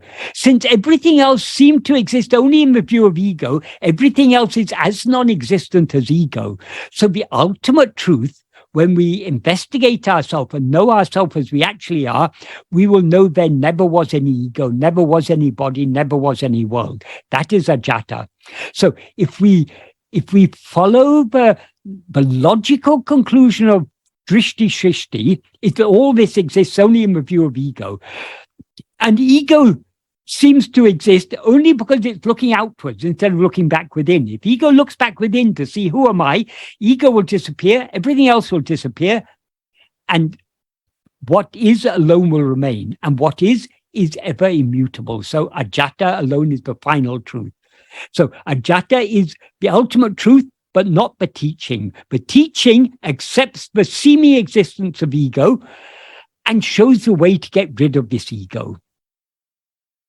I hope that's a clear distinction. People generally say, oh, Gaudapada taught Ajata. Yes, Gaudapada did say ultimately, none of this has ever come into existence. But actually, most of Gaudapada's Karika, Mandukya Karika, he's emphasizing that this world is just a dream. Saying the world is a dream is not Ajata. That is Drishti Shrishti Bhada. Of course, in his day, there wasn't a term. This term Drishti Shrishti Bhada was coined only about 400 or 500 years ago, 500 years ago probably, by a person called Siva Prakasam Swamigal. But that doesn't mean, people think, oh, it's only since Siva Prakasam Swamigal that this strange idea of Drishti Shrishti is there. No, it's not. It's very clearly there in Gaudapada's Karika. He's clearly emphasizing that there's no difference between waking and dream. So what he's actually teaching is Drishti Shrishti. If you apply Drishti Shrishti in practice, you have to investigate, who am I to whom all this appears? When you investigate who am I, this ego will disappear, everything else will disappear, and Ajata alone will remain. That's why he says the ultimate truth is Ajata. But he says that after saying all this is no different to a dream. So what he's teaching is exactly the same as, well, Bhagavan, of course, presents it in a much more practical way. Bhagavan goes much deeper, but essentially what Gaudapada and Bhagavan are teaching is exactly the same. They're both teaching Drishti Shrishti and pointing to the ultimate reality, which is Ajata. As a spiritual practitioner, we try to practice virtue and practice love as much as possible. Michael, you have what we all need, an all-consuming love, which will prevent us from seeing others as separate from ourselves. How do we grow our love to get to this state? How are you doing this? Okay. Firstly, don't be deceived by appearances. I wish I had all-consuming love. If I had all-consuming love, I would have been consumed by that all-consuming love, and I wouldn't be here talking now. So we're all in the same boat. Where just because I'm able to talk about these things doesn't mean I'm any better than anyone else. But Bhagavan has just given me this love for his teachings, and like all of you, I'm trying my best to put it into practice. We shouldn't, that we need not be trying to be kind and loving to others. If we are following Bhagavan's path of turning within, this ego will be subsiding more and more. The more ego subsides, the more it will be second nature to us to be kind and considerate and caring about others. So we shouldn't take that as our spiritual practice, being kind and caring and loving. That is a byproduct of following Bhagavan's path. If we're truly following Bhagavan's path, we'll automatically be kind and considerate, and to the extent to which we're following his path. All-consuming love is absolutely necessary. But none of us have all-consuming love when we start on this path. But we have a little love. We have to cultivate that love. How we cultivate that love is by trying our best to follow Bhagavan's path. The more we put what he taught into practice, however much we have to struggle, however difficult it seems to be, if we persevere in trying, that love will grow. Like anything else, if you take interest in a subject, the more you take interest in it, the more you delve into it, the more interesting it becomes for you. It's true of anything. If you begin to be interested in football, the more you learn about football, the more interested you become. Interest grows when our mind dwells on something. So the more we direct our mind to knowing who am I, direct it back within to try and see what we actually are, the more that love to know and to be what we actually are will increase. So it's the only way to succeed in this path is to practice more and more and more. The more we practice, the more ego will subside. The more ego subside, the less we still see ourselves as, yes, I'm this person and these are other people. But the distinction between ourselves and others becomes less marked, it seems less real. But because we are gradually, by going within, we are gradually separating ourselves from this body, so from this person we take ourselves to be. So our identification with this person is growing weaker. So the distinction between self and other, me and you, it diminishes, it decreases, that it becomes less. But the boundaries begin to dissolve. It's very difficult to put it in words, but what I'm trying to say is we will automatically, the more we follow this path and thereby subside back within, the more we will naturally feel empathy for others. When we see others suffering, we will suffer to see them suffering. So we will do what we can to alleviate their suffering. So kindness, all these things will come to the extent to which we follow this path. As Bhagavan says in that verse 13 of Bandham that I read earlier today when talking about verse 19 of Akṣaramaṇamālai, all good qualities will come with the destruction of ego, with the destruction of the false awareness, I am this body. So to the extent to which we follow this path, to that extent ego is subsiding, and to that extent we will automatically become kind, caring, considerate, patient, and so on. So the key, we shouldn't think that we have to try to cultivate to be a good person or to doing good deeds. What we need to do is to find out what we actually are. If we find out what we actually are, we are infinite goodness, and then we don't have to try to be good. So the Bhagavan's path is the simple and direct path. All good qualities will come to us to the extent to which we follow this path. Remind me something in the Bible. I'm not very good in the Bible, but I remember Jesus said something like, "Seek ye the kingdom of God and its righteousness, and all these things will be added unto you." So if we seeking the kingdom of God, which is within us, if we are following Bhagavan's path of seeking seeking the reality that is always shining in our heart as our own being, all these virtues will automatically come to us. We need not go seeking the virtues. Let the virtues come seeking us. If we seek our own reality, the virtues will seek and find us.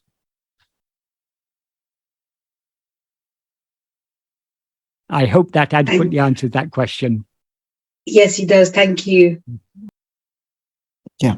The next question is, as we persevere in being self-attentive 100% of the time, if other thoughts come up in the mind for tasks that we must do in our day-to-day life, such as paying bills, booking travel, paying taxes, etc., should we attend to those or ignore them?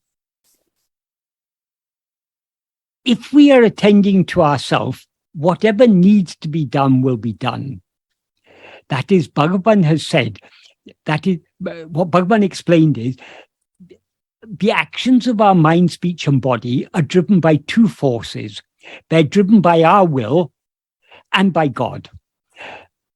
God makes us means our mind, speech, and body, do whatever actions are necessary for the prarabdha to unfold.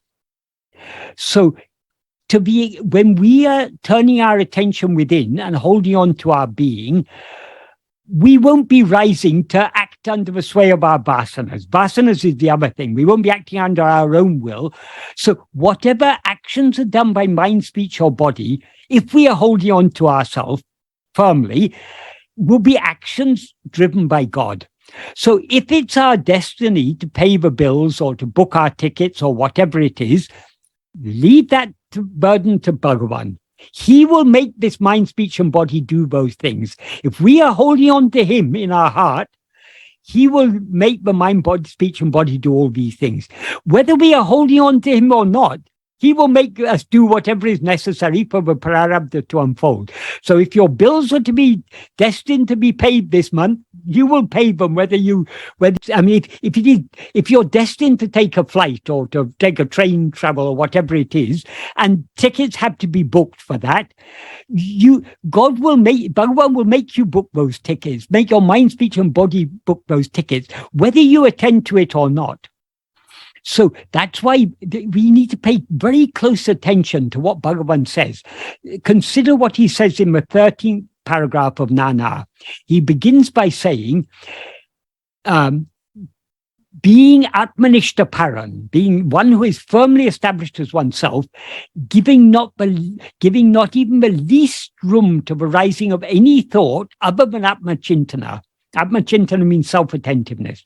So in other words, being so keenly self-attentive, but we give no room to the rising of any other thoughts, that alone is giving oneself to God.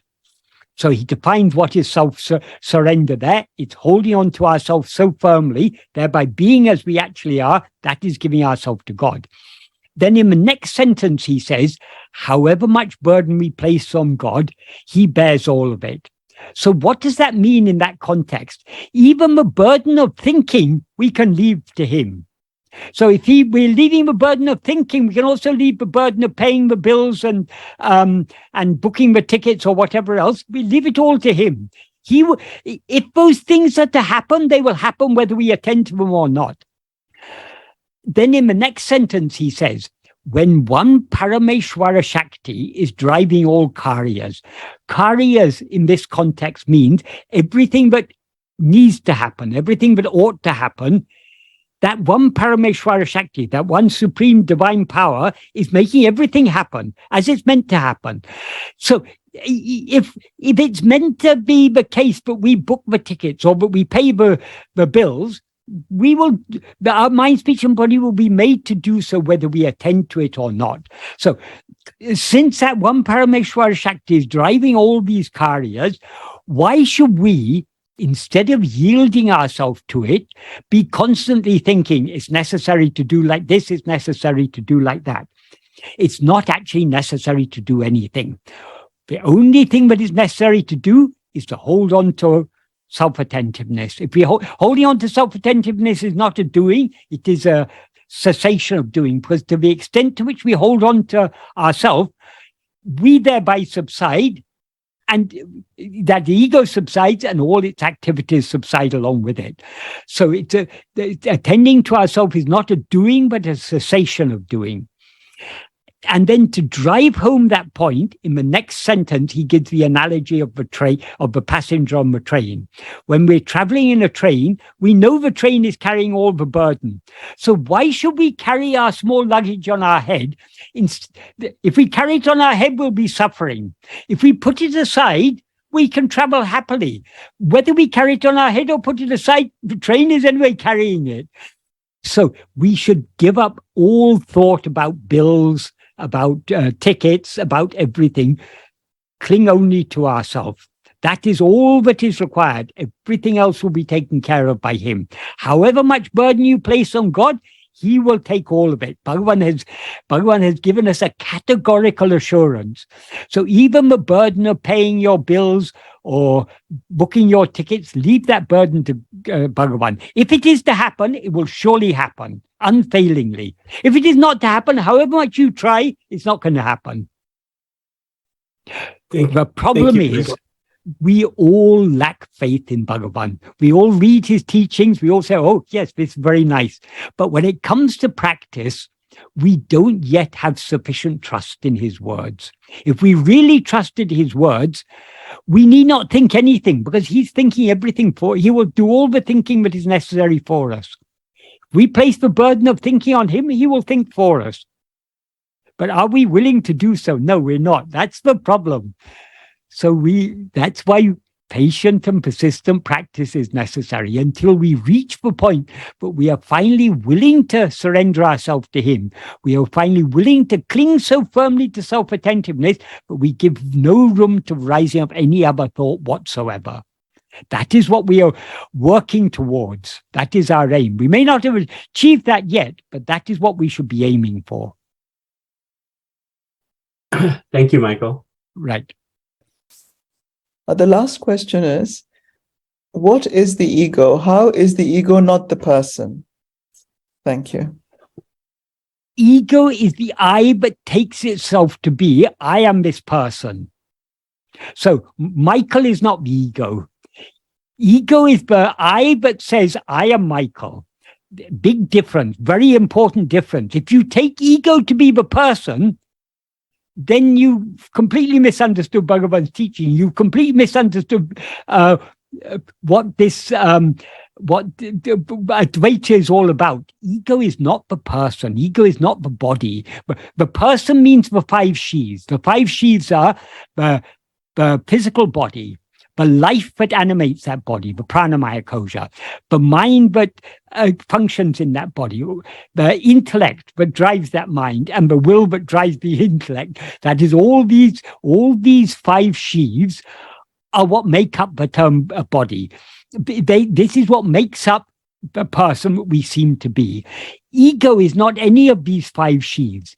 Ego is that which takes all these five sheaths to be I. That is why Bhagavan says in verse 24 of Uladunapadu, Jada urul nane nadu, but jada body does not say I. And when he says body, he's referring to all the 5 sheaths, because earlier in verse 5 he said, urul panchakosa uru, the body is a form composed of 5 sheaths. So when he talks about body, he's talking about all 5 sheaths. All the 5 sheaths are jada, as he says in verse 22 of Upadesha Undiyā. Because they're jada, they're not they cannot, that means they're not aware. So they can't be aware of themselves as I. So when he said the jada body does not say I, he means it is not aware of itself as I. Why? Because it's not aware of itself. It's devoid of awareness. It's jada. Satchit udiyadu. Satchit does not rise. Satchit is a pure being, pure awareness. It just is as it is. It doesn't rise or do anything. In between, one thing, I, rises as the extent of a body. That one thing that rises, because it rises, it is not satchit. Because it's aware of itself as I, it is not the body. So it is neither the body, nor is it satchit. Body here means person. So it's not the person, it's not satchit. It's that which links the two together. It is, as Bhagavan says, it is chit jada granti. That is the knot formed by the entanglement of chit and jada. Of course, chit is never entangled with anything. But in the view of ego, that sat-chit, which is what shines in us as I am, is conflated with this body. And we are aware of ourselves as I am this body. That which is aware of itself as I am this body, that is ego. That is chit jada granti, bandham, bondage. Jivan, the soul, the individuality. Nupame, the subtle body. Ahande, ego. Ichamsara, this samsara. That the whole of samsara is nothing but this ego. It all boils down to this ego. And it is mana, mind. So ego is not the body, not the person. It is not any of the 5 sheaths. It is that which identifies, takes itself to be all these 5 sheaths, but identifies all these 5 sheaths as I. So ego is neither satchit nor the body, but it borrows properties of both of them and conflates them, and it dances around, getting itself into unnecessary trouble. So it's very, very important. If the ego were the person, then we can attend to the person. What is the person? The person consists of the body. So if I attend to body, am I investigating ego? No. If I attend to the prana, if I watch my breath or do pranayama or something, am I attending to ego? No. If I watch the mind, thoughts, feelings, perceptions, and so on, am I attending to ego? No.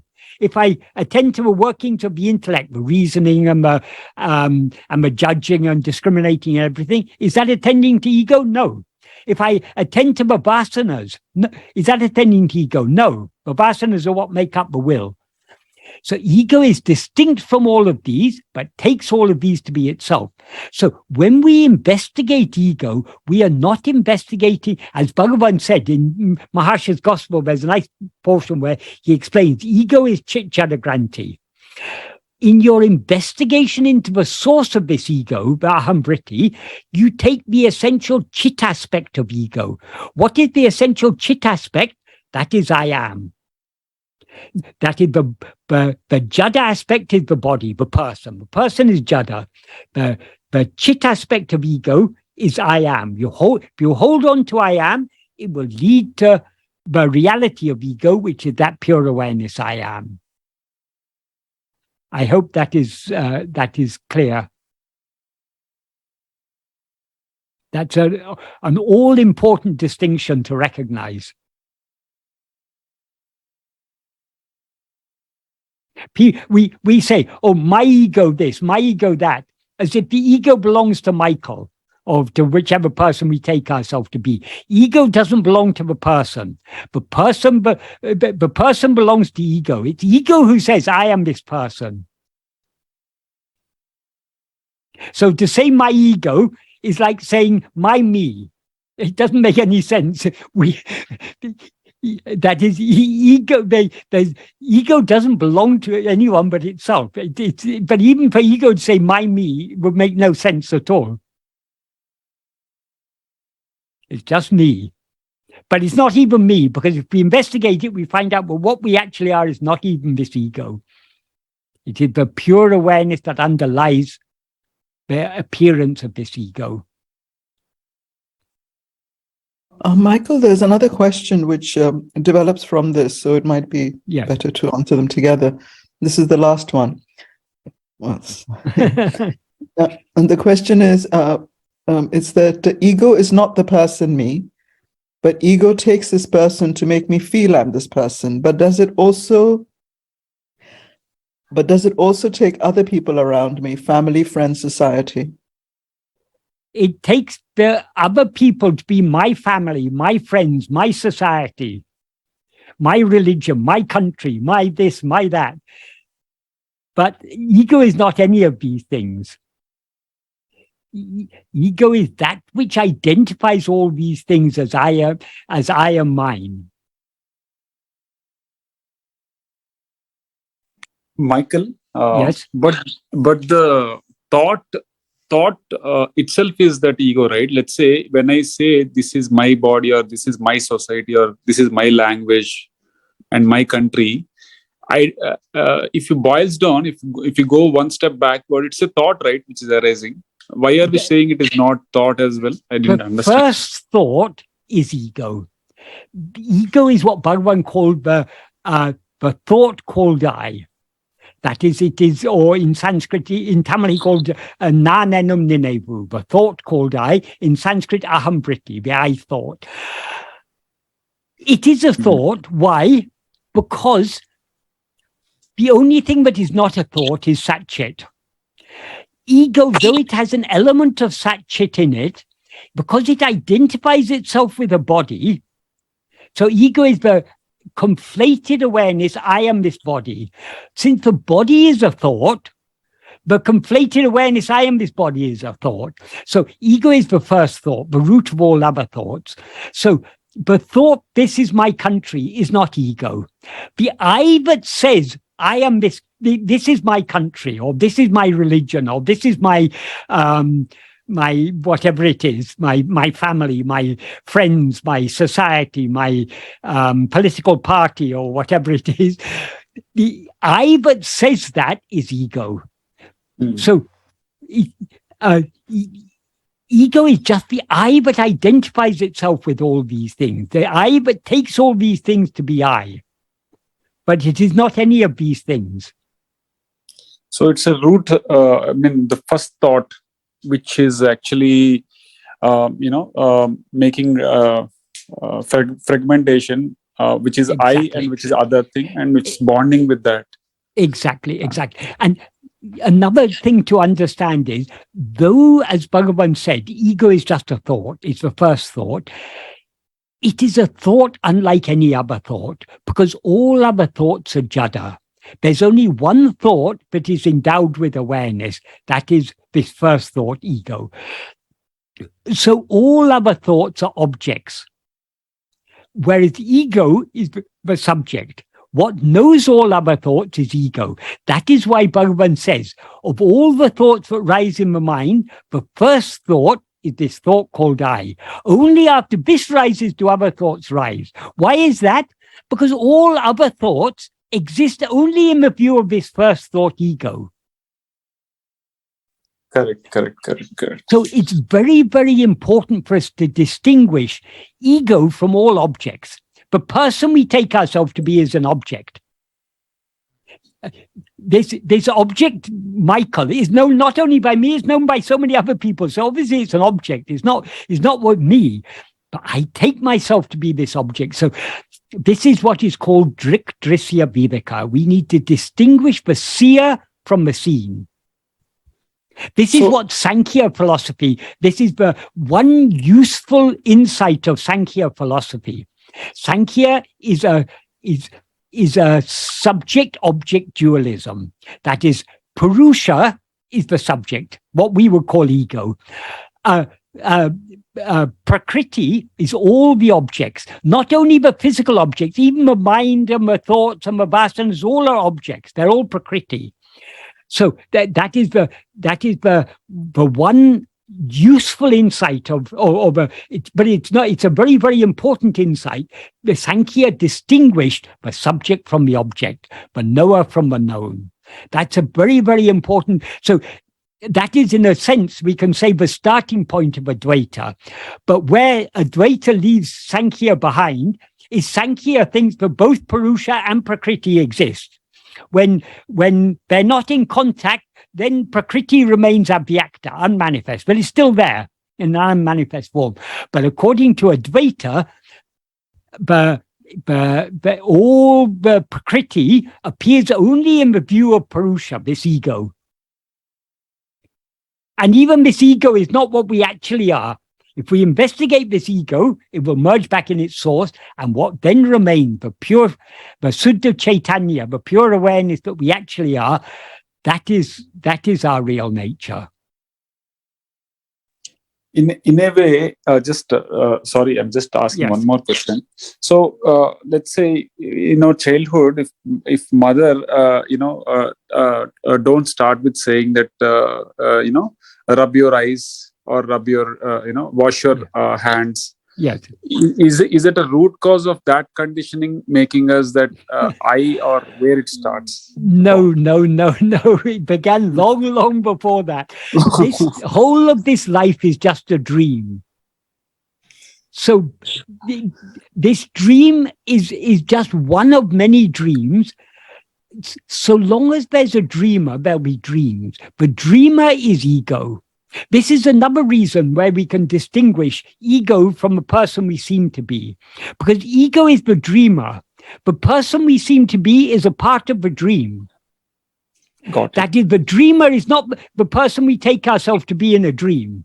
That's why, as a person in a dream, though the whole dream is our creation, if we're being chased by a monster, say, in our dream, we're very afraid and we run away and try and hide from it. We can't just will, this monster, let this monster not exist.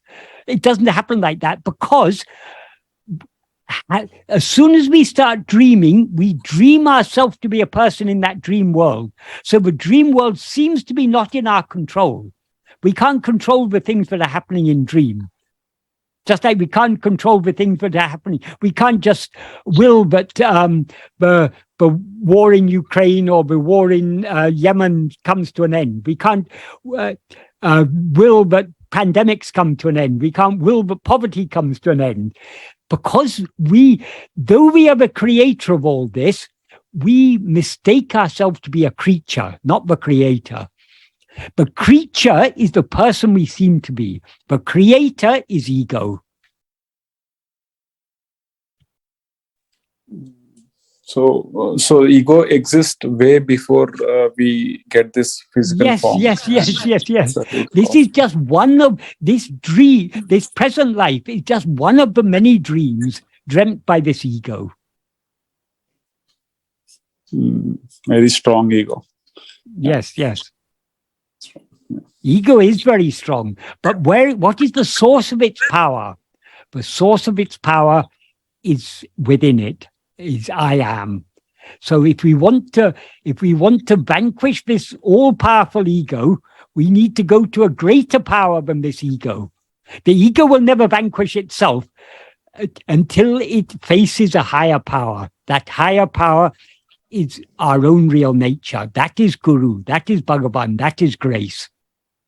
That is why grace is absolutely necessary in this path. That is what Akṣaramaṇamālai is all about. It's all about trying to hand over charge of ourselves to him. You take charge of me. I've made a mess of things. You take charge of me. I can't get rid of this ego because I am this ego. I'm not willing to let go of myself. You take charge of me. You make me willing to give myself to you.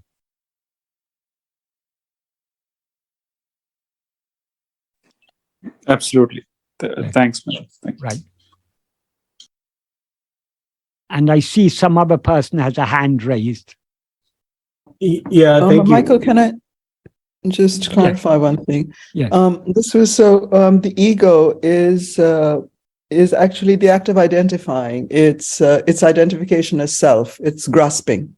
which itself give rise to. It's not just the act of identifying, it's that which identifies.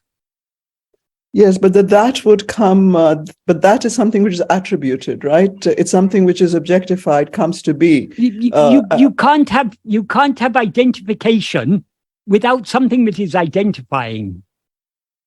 Okay. Okay. But because there is the question about how the subject, because the question arises about the constitution of ego. That if we think of it as ahamkara, which is sort of the I concept, the I thought, or the I-ing, the making of self, the making of sort of the egotistical self, if you like, of the subject. The problem becomes that if we attribute this sort of mix of, this kind of subjective object as some kind of a prior existence, we're actually reifying. We're sort of detracting from what it is that is giving rise to it. How does it come to be in the first place? Yes, the nature of ego is to reify itself. It reifies itself by grasping form. I am this body. I am Michael. That is the reified ego. But if the way to dissolve that reification, dissolve that identification, is to look at ego itself. If we look at it, it runs away because it has no substance of its own. It's got neither form. That's why Bhagavan says it's formless, and it's got no substance. It borrows its substance from Satchit. That is, it borrows its existence and its awareness from Satchit. It borrows its form from the body.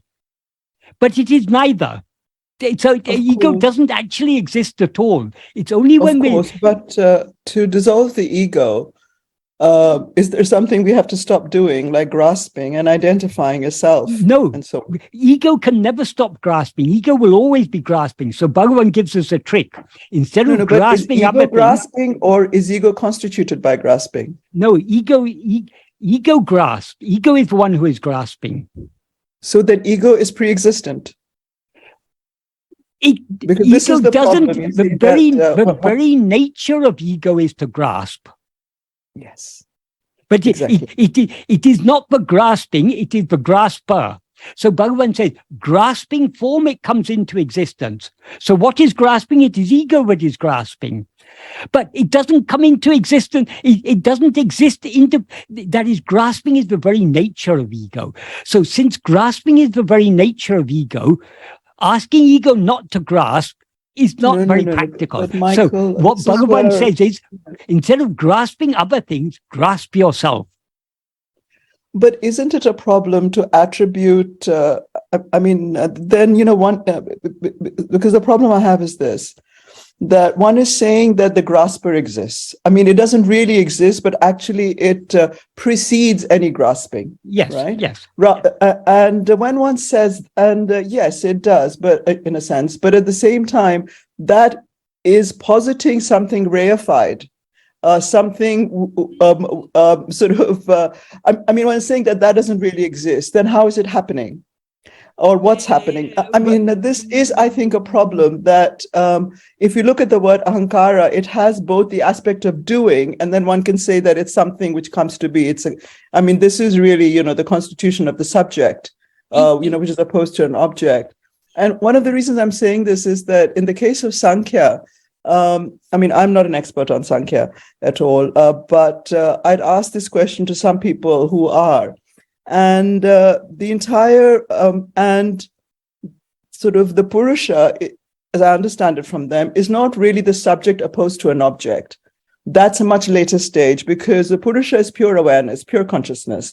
And the ego is sort of it would really be the Prakriti aspect. It would be, including the Ahankara and the Buddhi and all of that.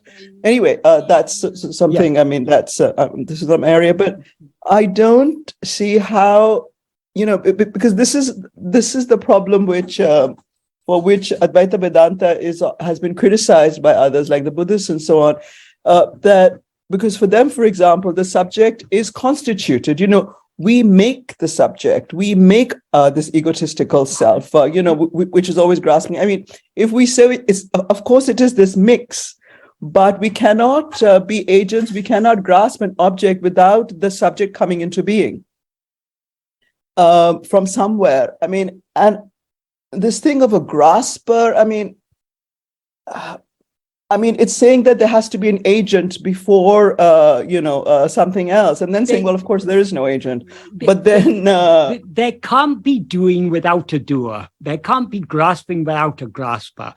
But the thing is, if we try to understand this by our intellect, we will definitely get ourselves into confusion, because ego is Maya. Maya is Yama. It doesn't actually exist. So we are trying to use the ego is trying to use its intellect to understand itself. It can never do so. It will always get itself into confusion. The only way to deal with ego is to turn within and to see what we actually are. That is why Bhagavan's philosophy is not a philosophy for academia. It is a practical philosophy. I'm not saying that in any offensive way. I'm saying it. The academic philosophers will always find reasons, and they'll go on and on. But if we are for liberation, if our intention is to be free of this ego, we won't try to. That is, the basic principles have been explained by Bhagavan. Ego doesn't actually exist. It seems to exist. When it rises, it seems to exist, and as soon as it rises, everything else comes into existence. It grasps those other things. So Bhagavan has told us enough about the nature of ego for us to set about getting rid of it.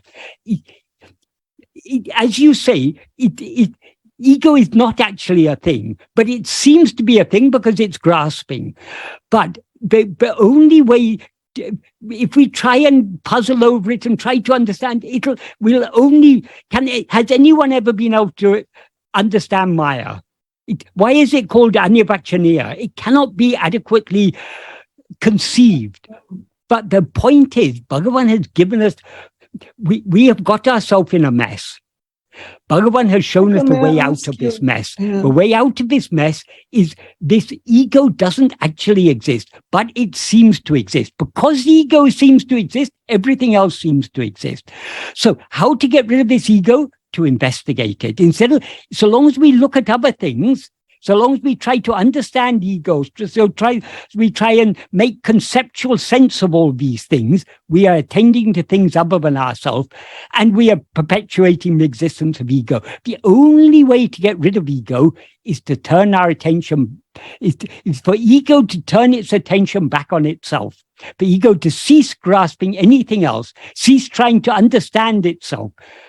Try to grasp itself. If it tries to grasp itself, there's nothing to grasp, and so it ceases to exist. So I'm having, Michael, is that this is not what I was saying. I was saying, in fact, I go along with what you're saying, because I think this is a real issue in terms of understanding. It's nothing to do with academia or concepts. This is simply about understanding, because the understanding is important for practice. Yes. And it's a question of attention and the type of attention. Yes. This is what we're coming to. So when we're talking about turning in, it's a certain kind of attention. It's moving towards self-attention. Whereas when we're looking to objects, it's an outward turned attention. Yes. It's a laying claim to things as I, mine, or whatever it might be. Whereas in the other way, you're turning in. Now, this is what, and in a way, the switching of attention is really the source of looking at the ego, getting rid of the ego and all the aspects of ego as we come to it. But then we need to talk about attention rather than a grasper and so on, because I think that really is, I'm not sure how practically, whether that is really something which is useful or whether that's something which actually sort of kind of reinforces a certain kind of delusion. Because I think it's this business of attention that really needs to be it's the practice, and the understanding has to lie with that. And in there, when we're turning in, and because this is something which certain women have talked about who've been meditators, some Christian women, and they talk about attention, which is a kind of a waiting, right? As opposed to an attention, which is a kind of which is sort of muscular or grasping or whatever it might be. Yeah. And this is what I'm getting at. We're not just talking about grasping an object. You can only grasp an object when there is a subject. Yes. But the constitution of the subject comes about through some sort of movements of attention, if you like. Yes. Perhaps, you know. So this is what I'm trying to get at, that it's, anyway. That is a nice point. One of the meanings of attend is to wait upon. So that gives us a sense of the quality of a nature of self-attention. It's an abidance. It's a being. It's a very, very subtle attention.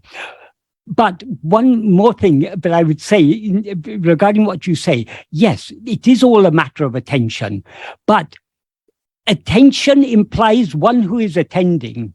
So the one who is attending has to turn its attention back on itself. This is what is meant by self-attentiveness or self-attention. So, but self-investigation is necessary because ego seems to exist. If ego, the attender, the one who attends, turns its attention away from other things, back towards itself, it will subside and dissolve back into its source. So the attender will cease to exist only by attending to itself. So that attention, by turning our attention back to in ourselves, when you're waiting, if you're waiting for something, if you're impatiently waiting for something, you're not really waiting. Attending means waiting. If for example, in old days when there were kings and queens and so on, they would have their attendants. Those who, or even in the case of Bhagavan, we talk about Bhagavan's attendants. They were sadhus who were waiting to help Bhagavan. They will be waiting there. They'll just be part of filling the role of an attendant is to wait, just to be quiet. If the attendant is constantly asking Bhagavan, what shall I do? What shall I do? That'll be just annoying. The attendant has to just quietly observe. And when there's a need to act, they act. But that's talking about the external form of attention. But that gives us a sense of the quality of the type of attention that we need. When we attend, often people say, I don't know what more to do. I turn my attention in, but then nothing happens. Nothing should happen. If something's happening, you're not attending to yourself. So this attention is an attention that will lead to the subsidence of all activity. That is, to the extent to which we attend to ourselves, to that extent, this ego that had risen to do things subsides. So doing comes to an end, and we end up in being. So by attending to ourselves, that leads to the state of just being ourselves. To the extent to which we attend to ourselves, to that extent ego subsides, and we remain as we actually are. Some other questions, Michael. Do you want to continue, or should we close? Okay, quickly, because I think this is particularly if the questions are about this is a very important point, because this is the very heart of Bhagavan's teachings, what it's all about. What is ego and what is investigating ego? So I'm not sure who raised the hand first. I think Nilay first had raised first. Yeah, just really quickly. Yeah, and it is on this point. Thank you, Michael. And Shalini. Actually, when basically my question is, I think you said that the ego comes first, and essentially then the body and the mind and the world arise. So along that, if I'm characterizing that correctly, along that line, it stimulated a question within me that is that ego that's coming first, preceding the body and the mind, which is me, and the world, which is this world. Is that the same ego that's arising prior to the arising of Michael James or Shalini? Is basically the same ego that's since it's preceding a specific body, mind, and the world? Is it actually just is it the same ego, basically? there is one ego. Who is that one ego? The one who is seeing all this. That is the dreamer of the dreamer of the dream is the one who sees the dream. Right. Okay. And the same dreamer it's just one dreamer for all these characters that are on this Zoom, for example, in the world. That is, when you dream, you don't dream yourself to be many people in the dream. You dream yourself to be one person. That is why the Bhagavan's teaching is also Eka-jiva Vada. There is only one jiva. Who is that one jiva? The one who sees all this. Okay. So there's the one ego. So to answer my question, there's one ego, and that one ego is the one jiva that's seeing the world, which contains all the entities and objects. But the ego always sees itself as a person. So since ego sees itself as a person, it sees all other persons as egos. So it appears to us, so long as we look outwards, in effect, there are a multiplicity of jivas. But there actually are not. There's just one. Yeah, actually, yes. So long as you're of identified thoughts. Basically. So long as you're dreaming, there seem to be many people in your dream. And if you ask anyone in your dream, are you seeing this same world I'm seeing? They'll say, yes, of course we're seeing it. Do you see this world even when I go to sleep? Yes, of course. If I'm awake, I see the world when you're asleep. They will tell us. And we will believe them in the dream. It will all seem very real. But when we wake up, we know that the testimony of all those other people, all those other egos, was no testimony at all, because they all existed only in our view. Okay. Thank you, Michael. So when Bhagavan says things like, this world is a dream, we need to think through these things to the logical conclusion. In a dream, there can never be more than one dreamer in a dream. But it's not even the dreamer in the dream. The dream is in the dreamer. So the dreamer dreams, and it takes itself to be one person in that dream. And from the perspective of that one person, it sees the world. It sees the dream world. Okay. So though the whole dream is contained in the dreamer, from the dreamer's perspective, the dreamer is the center of the dreamer takes itself to be a person that seems to be the center of the dream world. That's there's two dreamers basically. There's a real dreamer. No, only one dreamer.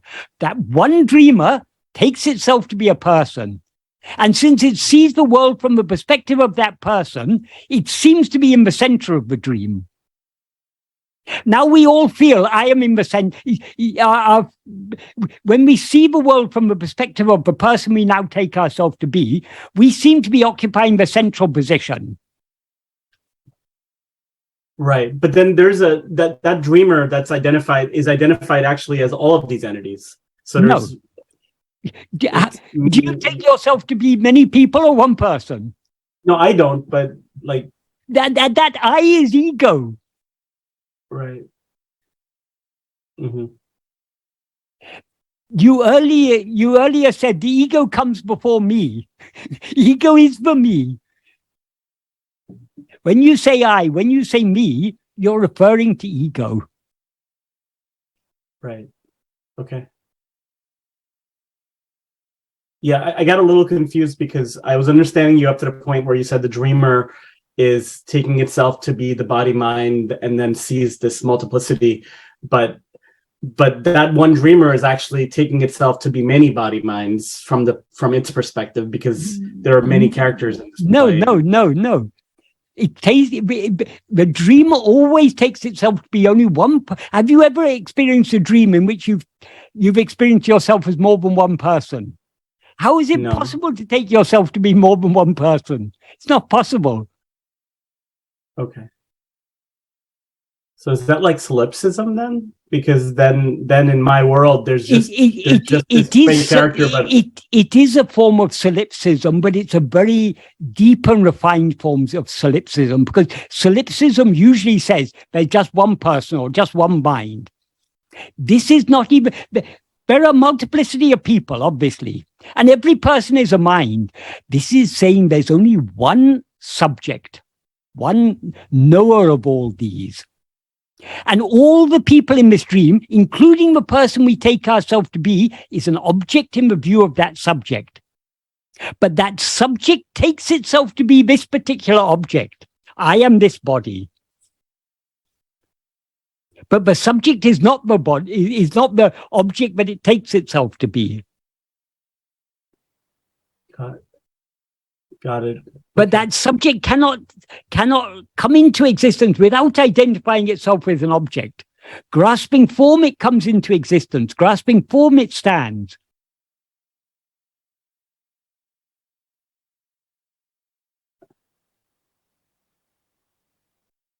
Bhagavan's teachings are very, very deep and very radical. That's why in the next verse, in verse 26, he says, if ego comes into existence, everything comes into existence. If ego doesn't exist, everything doesn't exist. We cannot make sense of that verse if we think there's more than one ego. Because when he says, if ego comes into existence, that implies one ego. Everything means all the other things, all the other people, all the other seeming egos, they exist only in the view of this one ego. Once when this similar discussion was going on in Bhagavan's hall, someone asked Bhagavan, there are so many of us here. Which one is the one ego? And Bhagavan said, you are that. And then someone else said, Bhagavan, what about me? You are that. That seems to be a contradiction. How we can resolve that contradiction by simply recognizing the one who is experiencing all this is the one ego. Right, but it seems to us that there are many experiencing this, but who is the one who is experiencing the seeming existence of many experiences? Yeah. Well, it's me for me, but you for you, as Bhagavan answered. And that's no. If you think like that, you're missing the point. Bhagavan isn't concerned about you or he or she or it. He's concerned only about I. Yeah. Okay. In your experience, how many eyes are there? Just one. Right. So you are that. Tattvamasi. Know yourself and you know everything. Mm-hmm.